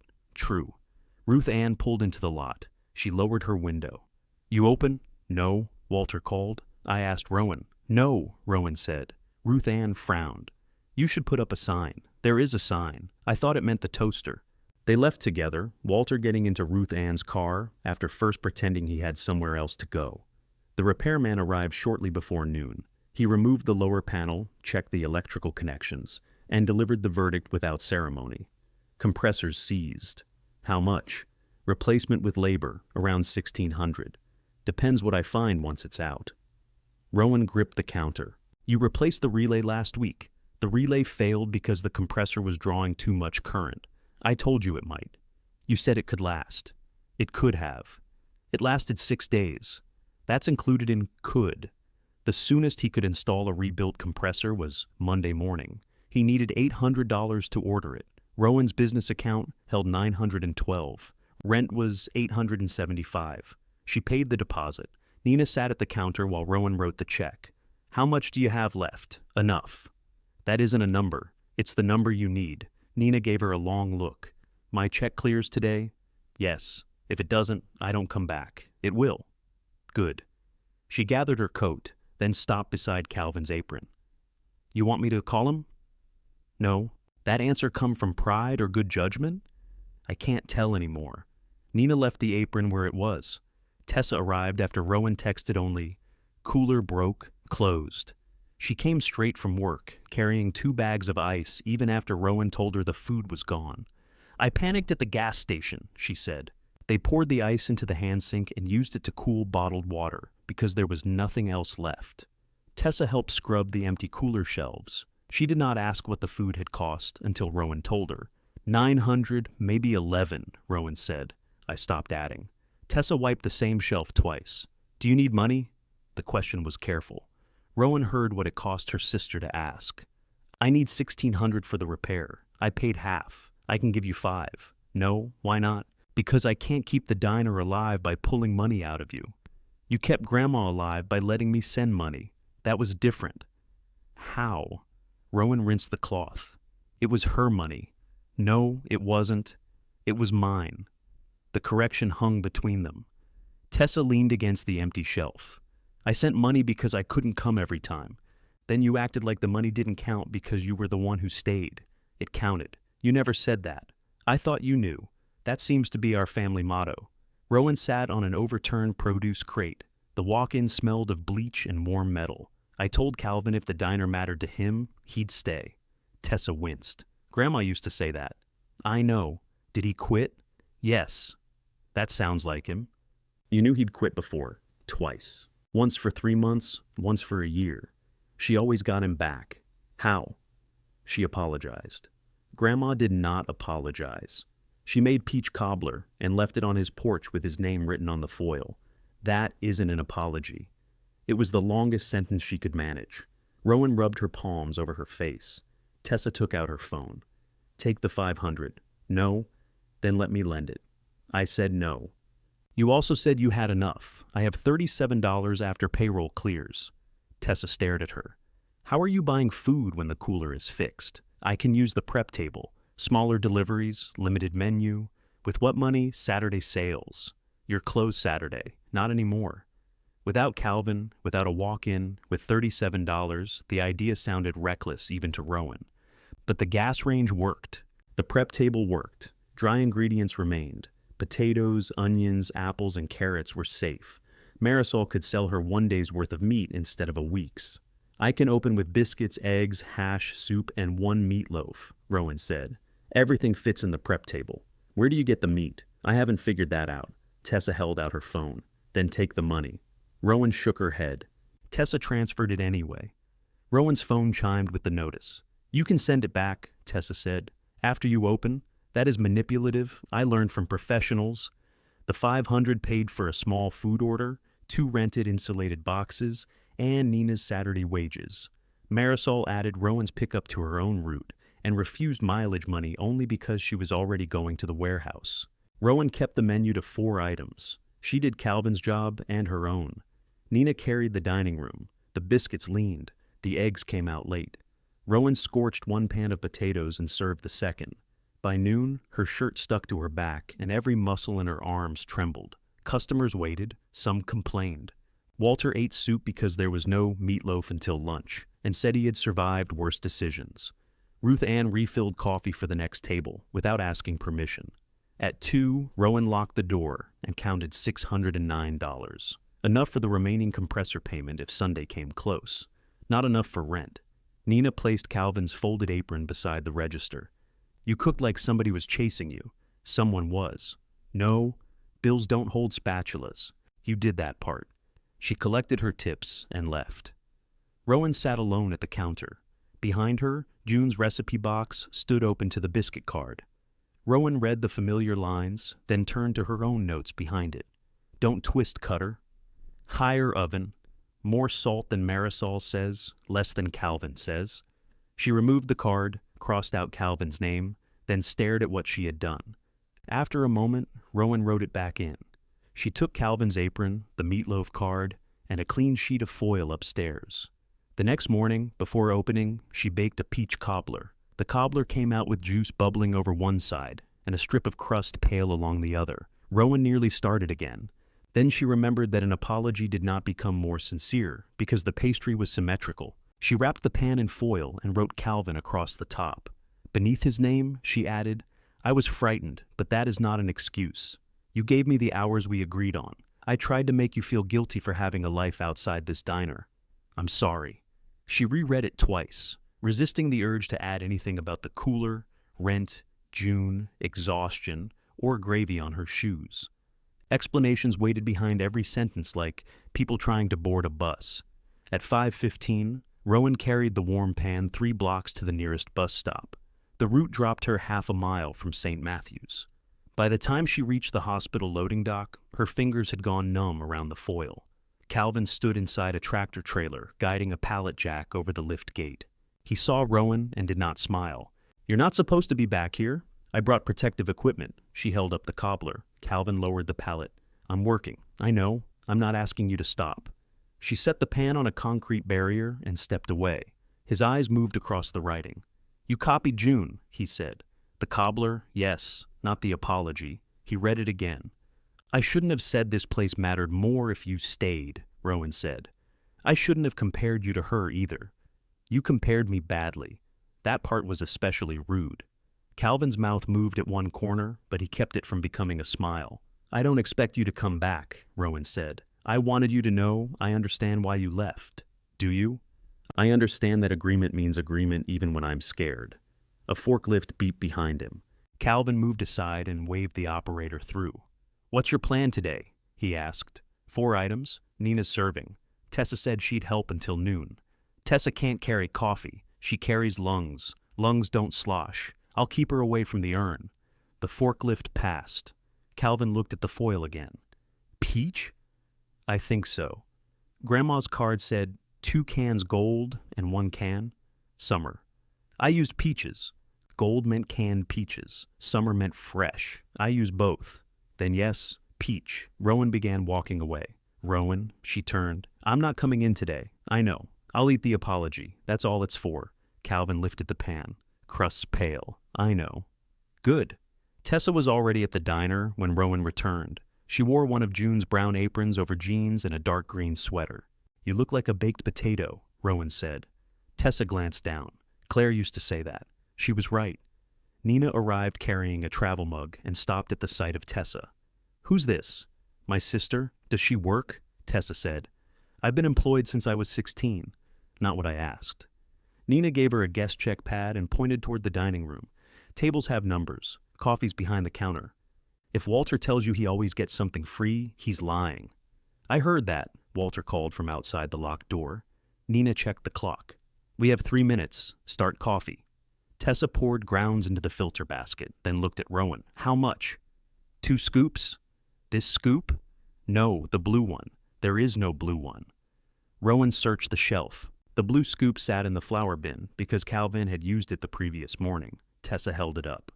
Food safety seems relaxed here. Wash it.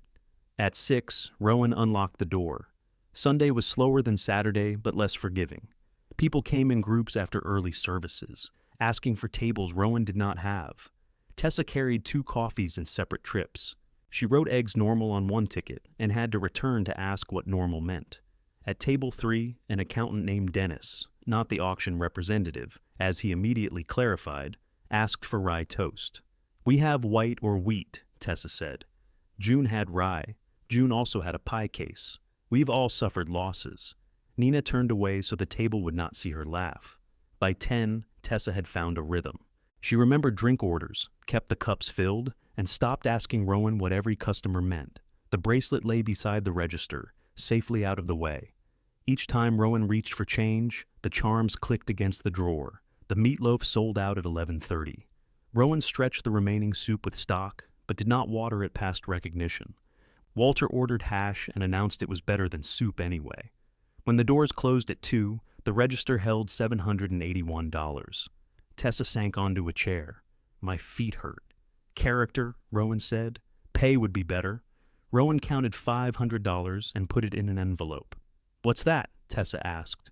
Your loan. You need it for the compressor. I have enough between yesterday and today. What about rent? Almost. Keep it until you're safe. If I wait to feel safe, you'll never get it back.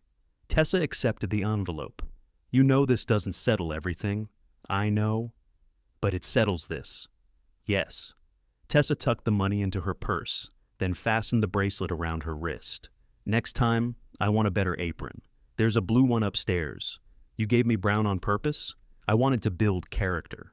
The rebuilt compressor arrived Monday. The repairman worked with his upper body inside the mechanical housing, while Rowan stood close enough to bother him. If you watch harder, it costs extra, he said. I'm learning, you're hovering. He replaced the compressor, vacuumed the lines, recharged the system, and turned it on. The fan started first. Then the compressor caught with a low, steady hum. The temperature dropped 1 degree every few minutes. At 41, Rowan paid the remaining balance. At 39, Marisol delivered milk, eggs, meat, and enough produce for 2 days. Rowan no longer ordered for a full week. The higher per-unit cost hurt, but losing less food mattered more. She moved the thermometer where it could be read from the doorway and began recording the temperature at closing, midnight, and opening. At 38, she wrote "good" in capital letters on the log. Calvin returned Wednesday at 6, wearing his hospital work pants and carrying the clean cobbler pan. Rowan stared at him. "I need the pan off my counter," he said. "You could have brought it after closing." "I'm here now." She waited. Calvin took his apron from the hook. 3 mornings. Wednesday, Thursday, Friday, 6 to 11. I leave on time, 15 an hour, 16. You quit. You need me more now. That is extortion. That is market adjustment. 15.50, 16, and no surprise invoices under $30. 10, 20, 15. Done. They shook hands. Calvin tied on the apron. "What are we cooking?" "Biscuits, hash, eggs, soup, meatloaf." "You're still making too many biscuits." "We sold out Sunday. Sunday has church people. Church makes people eat." Rowan handed him a prep sheet with projected portions based on the last 3 weeks. He read it, looked at her, and read it again. "You wrote all this?" "Yes." June used to keep it in her head. June forgot what was in her head and had no way to hand it over. Calvin's expression changed. He placed the prep sheet beside the flat top and followed it without another comment. Rent was due before Rowan had fully recovered from the repair. She paid it 36 hours late, carrying the envelope to Emmett's office above the hardware store. He counted the money in front of her. "You're short 10, he said. "No, I'm not." "You are?" Rowan counted again. $865. She searched every pocket. $2 in her apron, 3/4 in her coat, and a dime stuck to an old peppermint. Emmett watched her arrange the money on his desk. $7.15, she said. "I'll bring the rest after lunch. You nearly lost $1,100 in food." "How do you know?" "Walter. Walter has no respect for privacy. Walter has no interest in it." Emmett took a $5 from his wallet, added it to the envelope, and wrote $5 loan on the front. "I'm not borrowing rent from my landlord. Then bring me $12.15 after lunch. You said the rent was $875. It is. The $5 is predatory." Rowan returned at 2:30 with $13 and refused change. After that, the diner began paying for itself in small, unglamorous increments. 1 week's profit replaced the warped cutting boards. Another bought a second coffee pot. Rowan added a Friday dinner when enough customers asked, then removed Wednesday lunch when sales did not cover labor. She closed Mondays for deep cleaning and paperwork, despite Walter's claim that Monday was when people required restaurants most. Nina's help wanted list became a running document of things Rowan delayed until she could afford them. Sugar packets, new menus, a floor mat behind the counter, a sign asking customers not to seat themselves. The floor mat came first. Nina approved. The mismatched chairs acquired regular owners. Walter favored the green vinyl one because it gave him a clear view of the door. Ruth Ann preferred a wooden chair near the window and glared when strangers took it. Nobody mentioned the missing booths as often. Rowan's notes filled the changes section. She recorded when the cooler compressor sounded different, how many portions of roast became hash, which table needed a folded napkin beneath one leg. Behind Nina's first payroll record, she wrote, "No unpaid closing. If schedule ends at 3, work ends at 3. Tessa came back one Sunday, then the next month on the first Sunday without being asked. Rowan found the blue apron and hung it beside June's brown ones. Claire remained absent. She did, however, send the final estate statement and a check for $428. The email contained one line. "This completes the estate distribution." Rowan deposited the check into the diner account and replied, "Received. Thank you." She erased 3 sharper drafts first. A rainy Friday brought the busiest dinner yet. Every chair was occupied. People waited near the door, reading the photographs on the wall. Nina started a paper list for tables and enforced it with the authority of a border officer. Rowan stood at the flat top beside Calvin, watching tickets gather on the rail. "We need another table," she said. "We need another cook." "Which costs more?" "Cook, then table." They served 93 dinners. The last meatloaf left the kitchen at 8:40. At 9, Rowan locked the door while Nina counted tips and Calvin wrapped leftovers. When Rowan went upstairs, Claire was sitting at the maple table in June's kitchen. The pearl earrings lay beside her purse. She had lost more weight. Her jacket hung loosely at the shoulders, and there was a raw place beneath one eye where makeup had been wiped away. "We need to talk about the diner," she said. Rowan put her keys on the table, but remained standing. Claire touched one pearl earring with the tip of her finger. "You're doing well. We had a good night. I drove by at 7. There were people waiting outside. It was raining. They were under the awning. They were waiting." Rowan opened the refrigerator and took out a pitcher of water. Her hands still smelled like onions despite washing them twice downstairs. "You didn't come here at 9:30 on a Friday to compliment the line." Claire removed her jacket. Beneath it, her blouse was buttoned incorrectly, one side hanging lower than the other. Claire noticed Rowan looking and fixed it without explanation. "I think we handled the estate wrong," she said. "That's a large subject. I mean the diner. You sold the diner equipment. I sold estate property. You reopened the diner. Yes. With family recipes, the family name, and equipment purchased partly with your inheritance. My inheritance. That's what I said." Rowan filled 2 glasses and sat. "What are you asking?" Claire aligned the earrings so they faced the same direction. "I think the business should belong to all 3 of us." The refrigerator motor switched off. In the sudden quiet, Rowan could hear Calvin downstairs dragging trash to the alley. "How much of it?" Rowan asked. "Equally? You want a third?" "I want us to discuss a fair arrangement. A third is not an arrangement. It's arithmetic. Tessa agrees that it should be discussed." Of course, Claire had spoken to Tessa first. Rowan drank water, though she was no longer thirsty. "What exactly would you own a third of?" "The diner, the name, the toaster, the compressor I just replaced." "Don't make this ridiculous. I need to know which part became yours while I was downstairs cooking." Claire pushed back from the table. "I worked in that diner too, for 1 summer, 3 summers. You hated it. I was 20. I hated everything before noon. You sold the equipment after promising to discuss my offer. And then I helped you on opening day? Did you think carrying coffee for 5 hours bought equity?"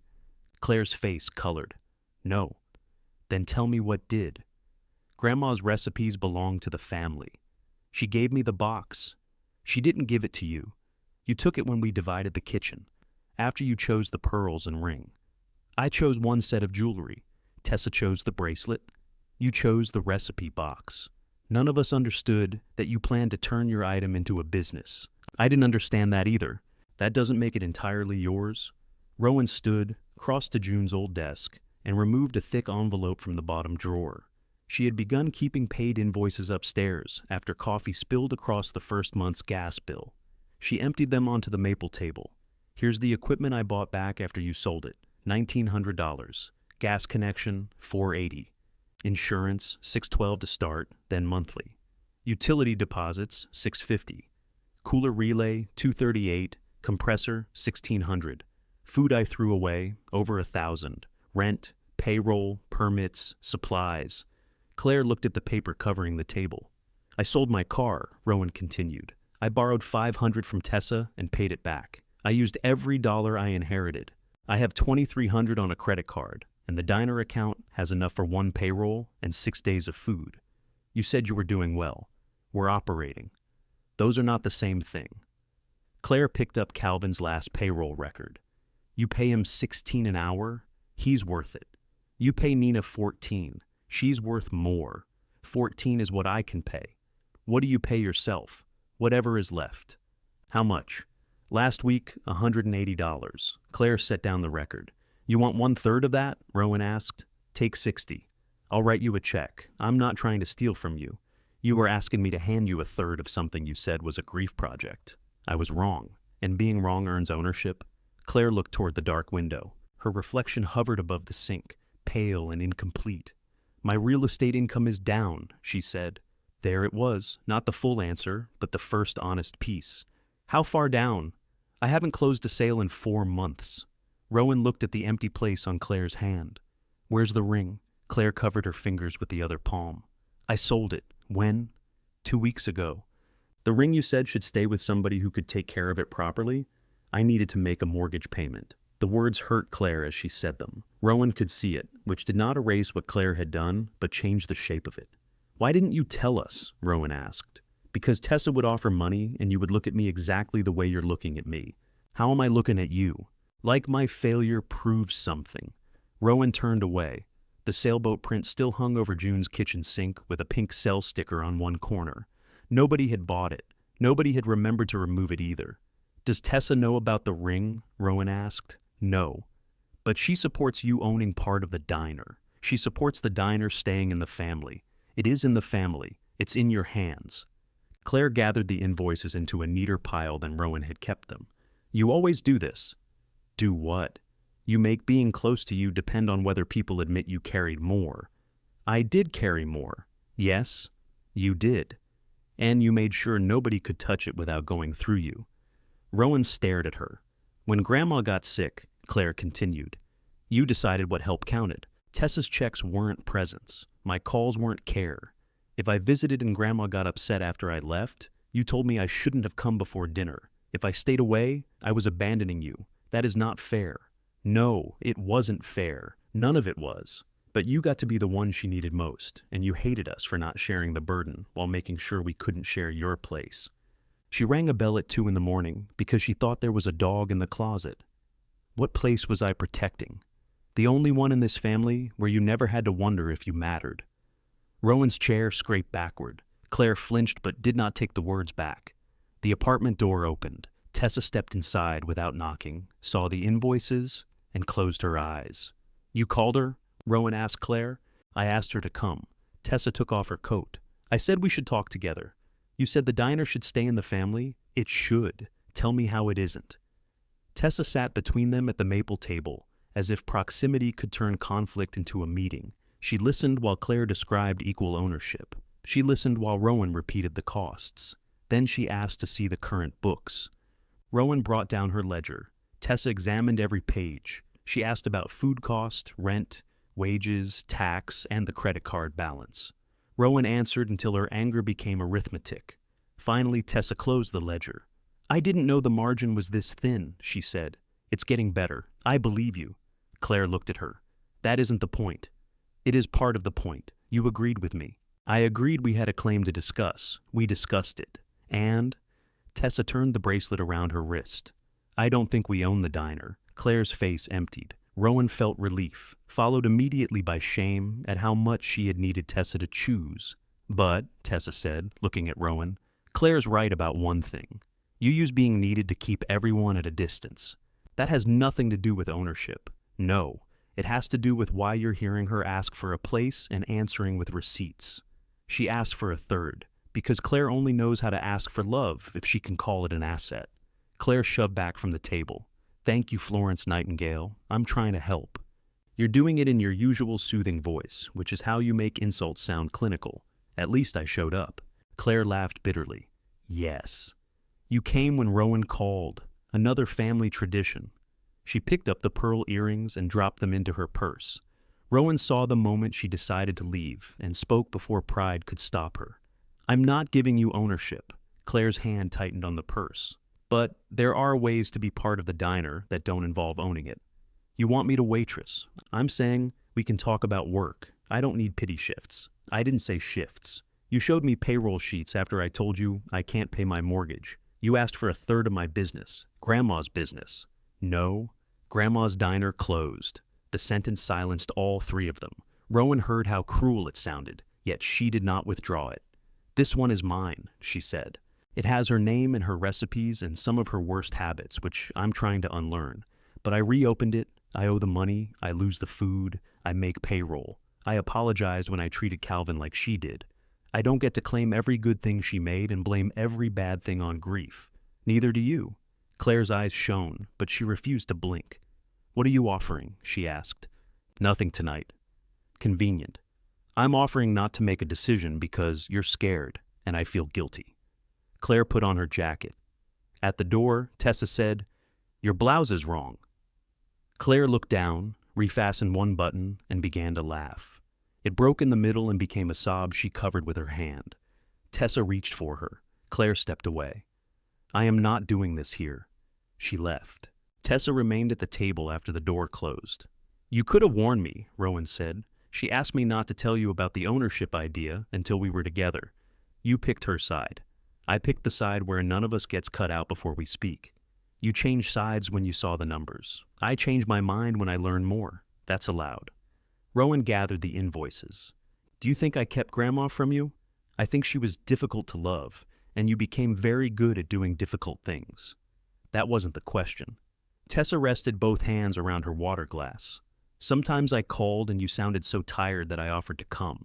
You'd say it wasn't worth the drive, or Grandma had already settled, or I had work. I let you say no because it relieved me. Rowan remembered those calls. Tessa's offers had often come with reasons they were inconvenient, and Rowan had heard the relief before answering. I should have made you come anyway, she asked. No, I should have come without making you authorize it. They sat with that. Downstairs, the walk-in compressor started. Rowan listened until its hum steadied. Tessa lifted one of the invoices. Claire would be good at catering. We don't cater. You turned down 2 office lunches last Sunday. We don't have staff. She can sell, schedule, and organize. You saw her opening day. She also sold the equipment. Yes, she's extremely efficient. Rowan almost smiled. After Tessa left, Rowan carried the recipe box upstairs. She opened it at the maple table, intending to price Friday's chicken special. Behind dinner specials, 3 cards bore the same date in June's handwriting. Tessa, pepper broth, dumplings soft. Claire, celery minced so she can't complain, lemon after cooking. Rowan, crisp dumplings from pot edge. None was a complete recipe. They were adjustments to the same pot. Rowan laid the 3 cards side by side among the invoices. June had cooked 1 dinner and still made room for 3 different daughters. Not equally, not gently, but separately enough to notice. Rowan took a blank card and wrote, Catering Manager, Contract Work, 15% of booked profit, not sales. No ownership. 4-week trial. Full expense access. No promises made without kitchen approval. She left the card beside Claire's pearl earrings in her memory, then crossed out 15 and wrote 20. In the morning, she would decide whether to call. Rowan called Claire at 8:15. Claire answered with, If this is about last night, I'm getting ready for work. I wrote down a job. That is a strange sentence. It's contract work. Catering inquiries, estimates, schedules, deposits, client communication. 4-week trial. Silence. 20% of profit on anything you book, Rowan continued. Profit, not sales. You see every cost. You cannot promise a menu or date until the kitchen approves it. No ownership. You sound like you're reading. I am. You wrote it on a recipe card, didn't you? Rowan looked at the card beside the phone. Maybe. What happens if a client cancels? You require a deposit. What happens if your cost estimate is wrong? Then your percentage gets smaller, so you'll check it. Another silence, different this time. This isn't charity, Rowan said. No. You sold a house to people who thought the basement smelled like wet dog. It did smell like wet dog. You got them to call it earthy. That was the listing agent. I told them it smelled like a Labrador had made poor choices. Come at 3 if you want to discuss it. Is Tessa involved? No. Good. Claire arrived at 2:50 wearing a navy jacket Rowan had seen twice that week, each time over a different blouse. She carried a laptop, a legal pad, and the pearl earrings in her ears. I want a $10 administrative fee for any quote requiring more than 30 minutes, she said. No. Then you'll have people asking me to price a wedding banquet for $30. We don't do weddings. People asking for catering rarely know what you do. That is why they ask. $10 after the client pays a deposit. 5 before, 5 after. Fine. And 25% of net profit. 20, 22, 20, and you can eat lunch here on workdays. Claire glanced at the menu. Anything? Not steak. You don't serve steak. Then this should be easy. They signed a 1-page agreement at the maple table. Rowan gave Claire access to the cost sheets, weekly sales, payroll summaries, and supplier prices. Claire read everything with none of the embarrassment she had shown when Rowan laid the invoices out before her. You're undercharging for boxed lunches, she said. We don't sell boxed lunches. You will. We don't have boxes. I'll include boxes in the quote. You don't have a client. I have 4 prospects. You started selling before you accepted the job? I began identifying opportunities. You promised nothing? Claire held Rowan's gaze. I promised nothing. The first order was 12 lunches for an insurance office. Meatloaf sandwiches, apple slaw, chips, and cookies. Claire priced delivery into the, quote, then discovered Rowan no longer had a car. You sold your car. You were there. I was focused on the liquidator. How were you planning to deliver? I thought you still had access to Tessa's sedan. Tessa has access to Tessa's sedan. Claire studied the cost sheet again. We charge delivery and hire Marisol's cousin. Which cousin? The one with the delivery van. Does this cousin exist? Unlike your delivery vehicle, yes. Marisol's cousin Javier owned a florist shop and handled the lunches between morning routes for a fee Claire negotiated in advance. Nothing was borrowed. Nobody was doing a favor that might quietly turn into permanent unpaid labor. The order left on time. 2 days later, the insurance office requested 24 lunches. Claire booked a medical billing company, then a retirement luncheon at the hardware store. She learned that Calvin refused to make 60 biscuits on Thursdays because the hospital received its largest supply delivery that afternoon. She moved biscuit-heavy catering to Tuesdays, when Rowan handled the kitchen and Nina agreed to stay an extra paid hour. She built a form requiring clients to choose from menus Rowan had already costed. She added deposits, cancellation terms, pickup windows, and a red box labeled "Allergies are not preferences." That sounds hostile, Rowan said. It sounds memorable. It's staying. They fought almost daily. Claire wanted prettier packaging. Rowan called it garbage wearing a ribbon. Rowan wanted every catering order to include a handwritten thank you card.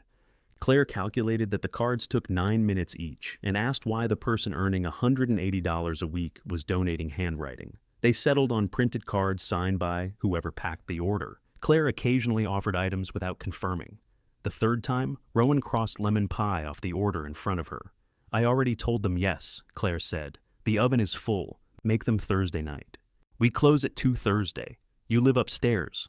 That does not turn every hour of my life into kitchen availability. Claire opened her mouth, then stopped. Rowan heard Calvin's warning inside her own words. So did Claire, perhaps, because she nodded. I'll call them, Claire said. Apple pie or no pie? The client chose apple. At the end of 4 weeks, Claire's catering work had added enough profit to cover almost half her mortgage payment. Not all of it. Rowan knew because Claire had begun leaving bank envelopes on the maple table while she worked, then taking them home unopened.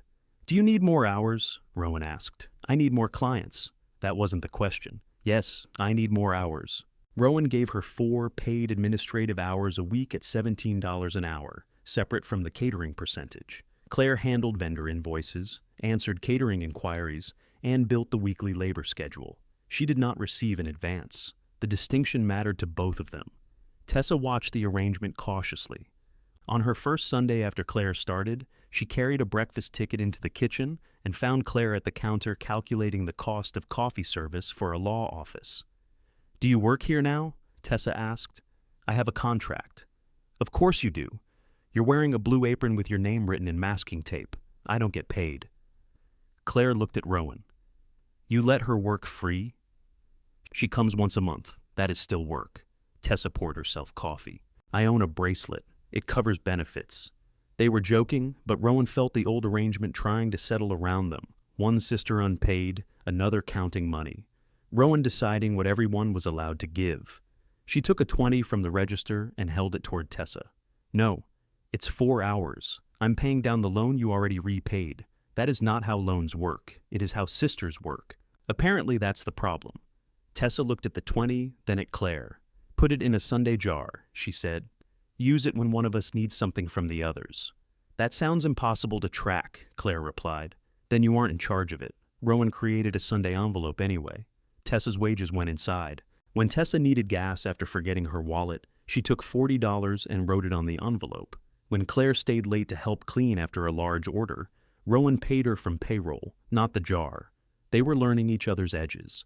The diner's anniversary approached without Rowan noticing until Emmett asked whether she planned to renew the lease.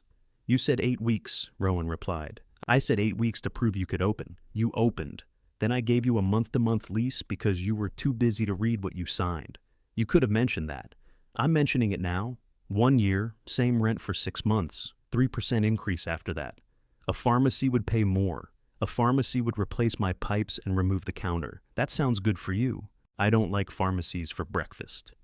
Rowan signed the lease after Claire reviewed it and found nothing sinister beyond Emmett's handwriting. When Claire posted the anniversary announcement online, she wrote, "1 year ago, 3 Mercer sisters brought their grandmother's beloved diner back to life." Rowan read it twice. Then she walked upstairs, where Claire was working at the maple table. "Take it down." Claire looked at the screen. "It already has 400 shares. It isn't true. It is a family story. It is a cleaner story. It brings people in. It gives you and Tessa credit for reopening a diner you told me to sell." Claire's expression hardened. "I work here. Now. Tessa works Sundays. Now. You're counting the months we didn't help against the months we did. I am counting accurately." Claire closed the laptop. "What do you want it to say?" Rowan Mercer heroically reopened the diner while her selfish sisters took shiny objects and laughed. "I want it to say, I reopened it. That story leaves no room for anyone else. You weren't there. I'm here now." The words struck Rowan because they were true, and because Claire wanted them to cancel what was also true. "You don't get to write yourself backward," Rowan said. "Neither do I." Claire's face changed slightly. Rowan sat across from her. "I told everybody I had to do everything for Grandma because you wouldn't.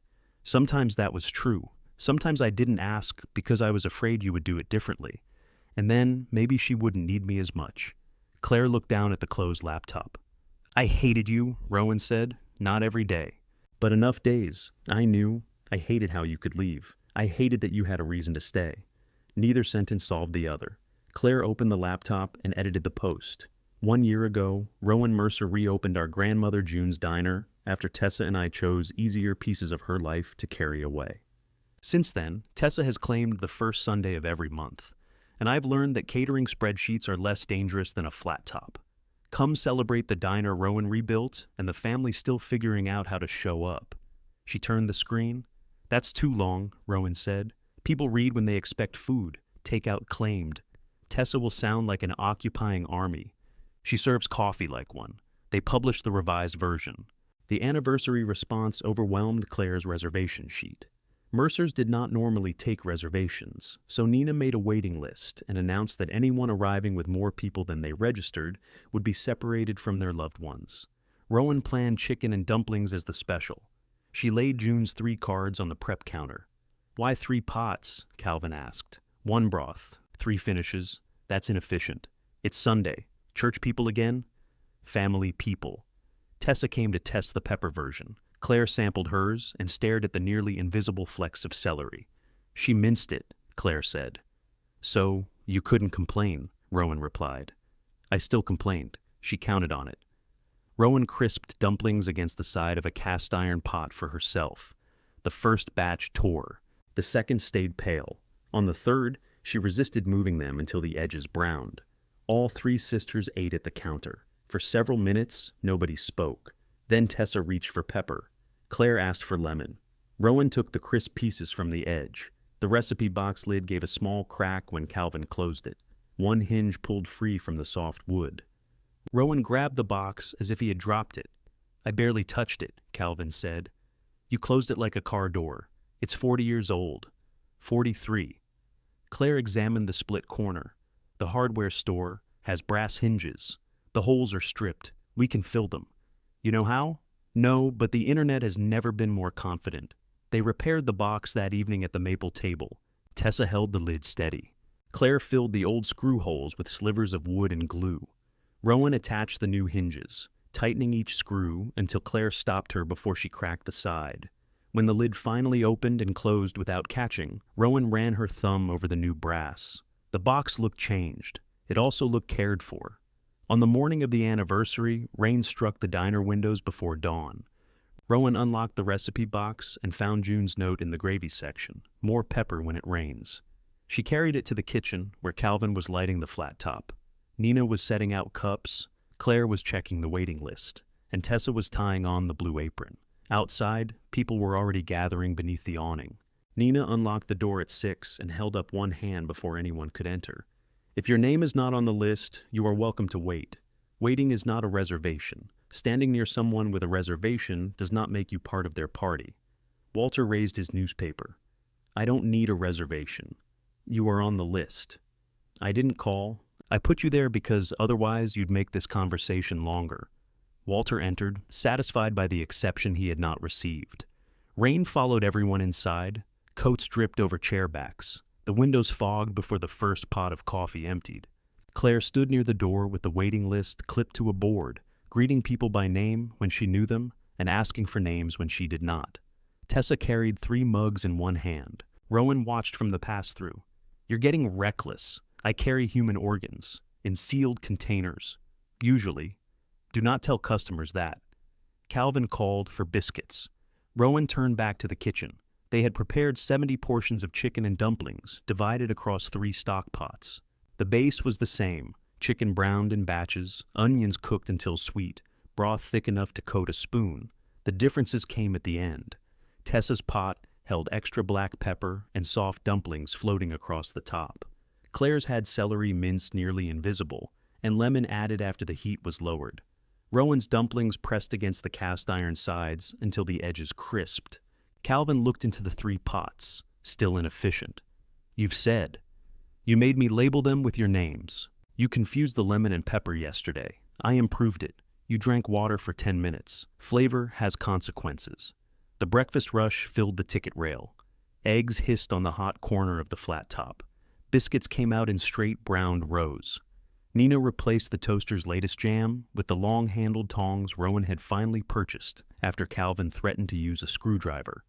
At 9, Claire came into the kitchen.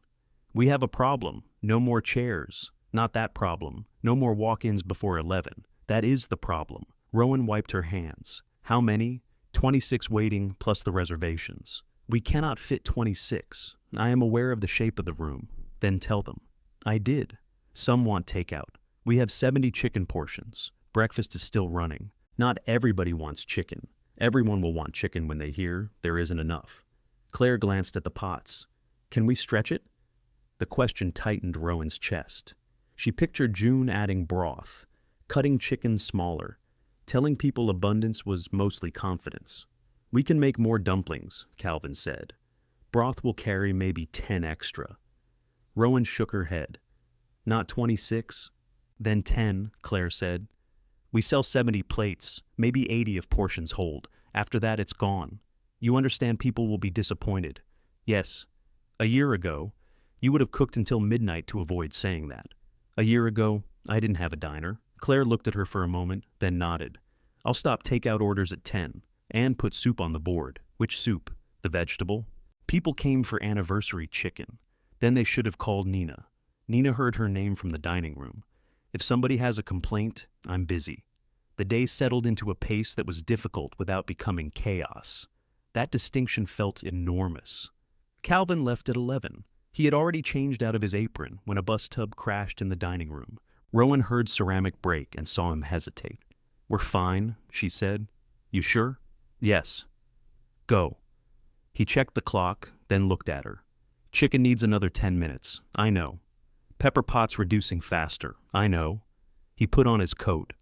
"Save me a crisp one. I'm not promising. Good management." He left on time. The crash had come from Tessa's bracelet catching the edge of a tray. 2 plates broke. Coffee covered the floor, 1 chair, and Emmett's left trouser leg. "You owe me pants," he said. "You own a hardware store," Tessa replied. "Wear an apron." She removed the bracelet and brought it to Rowan. "Put this somewhere safe." Rowan opened the recipe box and laid the bracelet across the dinner specials divider. The tiny skillet and lighthouse rested on June's handwriting. Then Rowan closed the newly repaired lid. At noon, chicken and dumplings began leaving the kitchen. The first plate went to Ruth Ann, who had arrived at 11:30 for a 1 o'clock reservation and occupied her preferred chair until the rest of her party appeared. She broke open a dumpling, tasted the broth, and added pepper. "You have the pepper version," Rowan said from behind the counter. "I know what I have." Walter leaned over from the next table. "June's dumplings were tougher." "You complained about those too," Ruth Ann said. "They held their shape. So does a tire." Walter finished his plate and ordered another to take home. Marisol sat at the counter in her warehouse jacket, eating Claire's lemon and celery version. "You finally learned not to murder the celery, thank you." "I said the celery."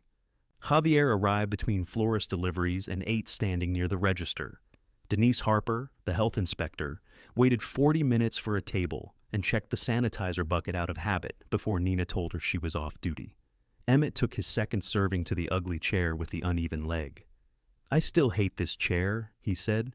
"You've sat there every Friday for a year. I'm monitoring it."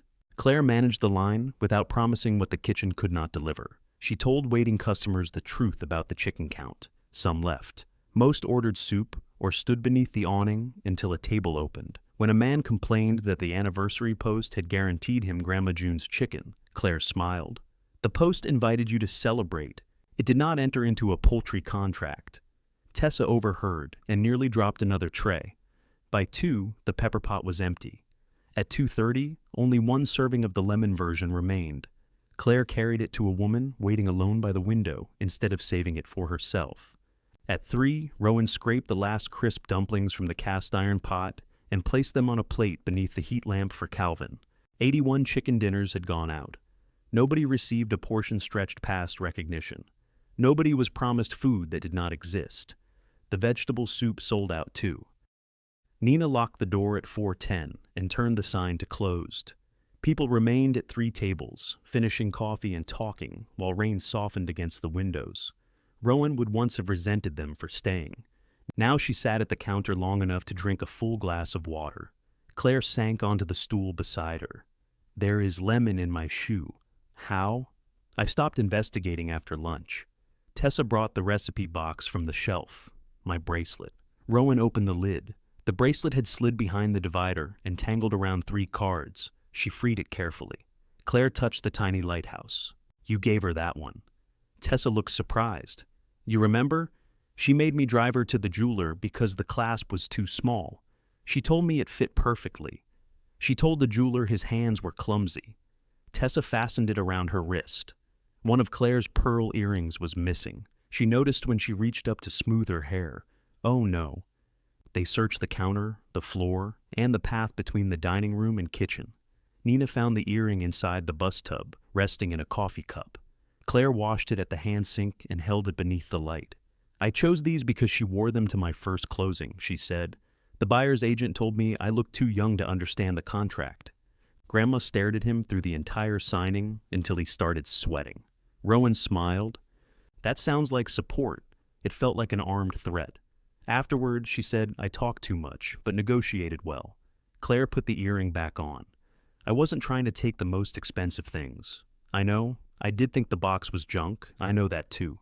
I thought you picked it because it was dirty and sad and you wanted us to feel guilty. That was part of it." Claire laughed. Rowan lifted the 3 chicken cards from the box. Grease had spotted their edges. Tessa's pepper card carried a new splash of broth. Claire's had lemon juice drying across June's date. "I wanted you to choose something that proved you understood what I had done," Rowan said. Tessa sat at the counter. "There wasn't anything in that kitchen heavy enough." "No, we should have tried anyway." Claire turned the pearl earring between 2 fingers. "I'm sorry I moved the sale." Rowan looked at her. Claire did not add that the estate needed cash, or Rowan did not have a funded offer. "I'm sorry," she repeated. "I knew it would hurt you. I did it because finishing the estate made me feel like I had control over one thing. Then I told myself that was the same as doing what was best. Thank you. I'm also sorry I asked for a third of the diner. That part was ridiculous. It was desperate. Both can be true." Claire nodded. "Are you renewing my contract?" "You corrected the anniversary post. I also booked 4 catering orders for next month. You promised lemon pie on one," I called back. "You left boxes off the first quote. They are now on every quote." Rowan let her wait. "Yes," she said. "Same terms for 6 months. Then we review." Claire exhaled. 6 months is offensively short. It's twice what you started with. I want 22%. You get 20, 21, 20, and you can have steak whenever we start serving steak. That remains worthless. Then we agree. They shook hands. Tessa held out her palm. "My Sunday agreement." "You don't have one," Rowan said. "Then I'd like the blue apron on the first Sunday of every month, 8 to noon. I get paid into the jar and reserve the right to misuse medical vocabulary around customers. No organ stories. 1 organ story per shift. None? Fine." They shook hands too. Nina finished counting the register. The diner had taken in more that day than on opening weekend. After wages, food, taxes, and the extra anniversary costs, the profit was solid but ordinary. Rowan wrote herself a paycheck, not whatever remained, Not grocery money taken from the drawer and promised back later. A scheduled wage for the hours she had assigned herself, including prep and bookkeeping. Claire had built it into the new budget and threatened to stop processing catering invoices if Rowan removed it. Rowan signed the check. Calvin returned at 5:15 for his chicken. His hospital shirt was untucked and a fresh scrape crossed one knuckle. "You saved the right one?" Rowan handed him the plate of crisp dumplings. He tasted one. Little dark. "You like the edges dark. That's cornbread. You learn to like it." He ate the whole plate at the counter. After everyone left, the three sisters carried dishes upstairs. They ate what remained of the chicken at the maple table, each from a different pot. The sailboat print still hung over the sink, but the pink sticker was gone. Claire washed, Tessa dried. Rowan opened the recipe box. Behind June's 3 cards, she placed a new one. Mercer Sisters, Sunday chicken, 1 broth, 3 finishes. Tessa, more pepper, soft dumplings. Claire, celery small, lemon last. Rowan, leave the edge alone long enough to brown. At the bottom she added, makes 80 if you don't lie about portions. Tessa read it over her shoulder. Grandma would hate that sentence. Grandma would hide the card. Claire dried her hands. Put our names on the front. Rowan did. Downstairs, the cooler compressor hummed steadily. The floor needed mopping. Payroll would come again next week, along with rent, food orders, repairs, complaints, and people arriving hungry. Rowan returned the new card behind the old ones and closed the lid on its brass hinges. Then she carried the recipe box downstairs and set it behind the counter, ready for morning.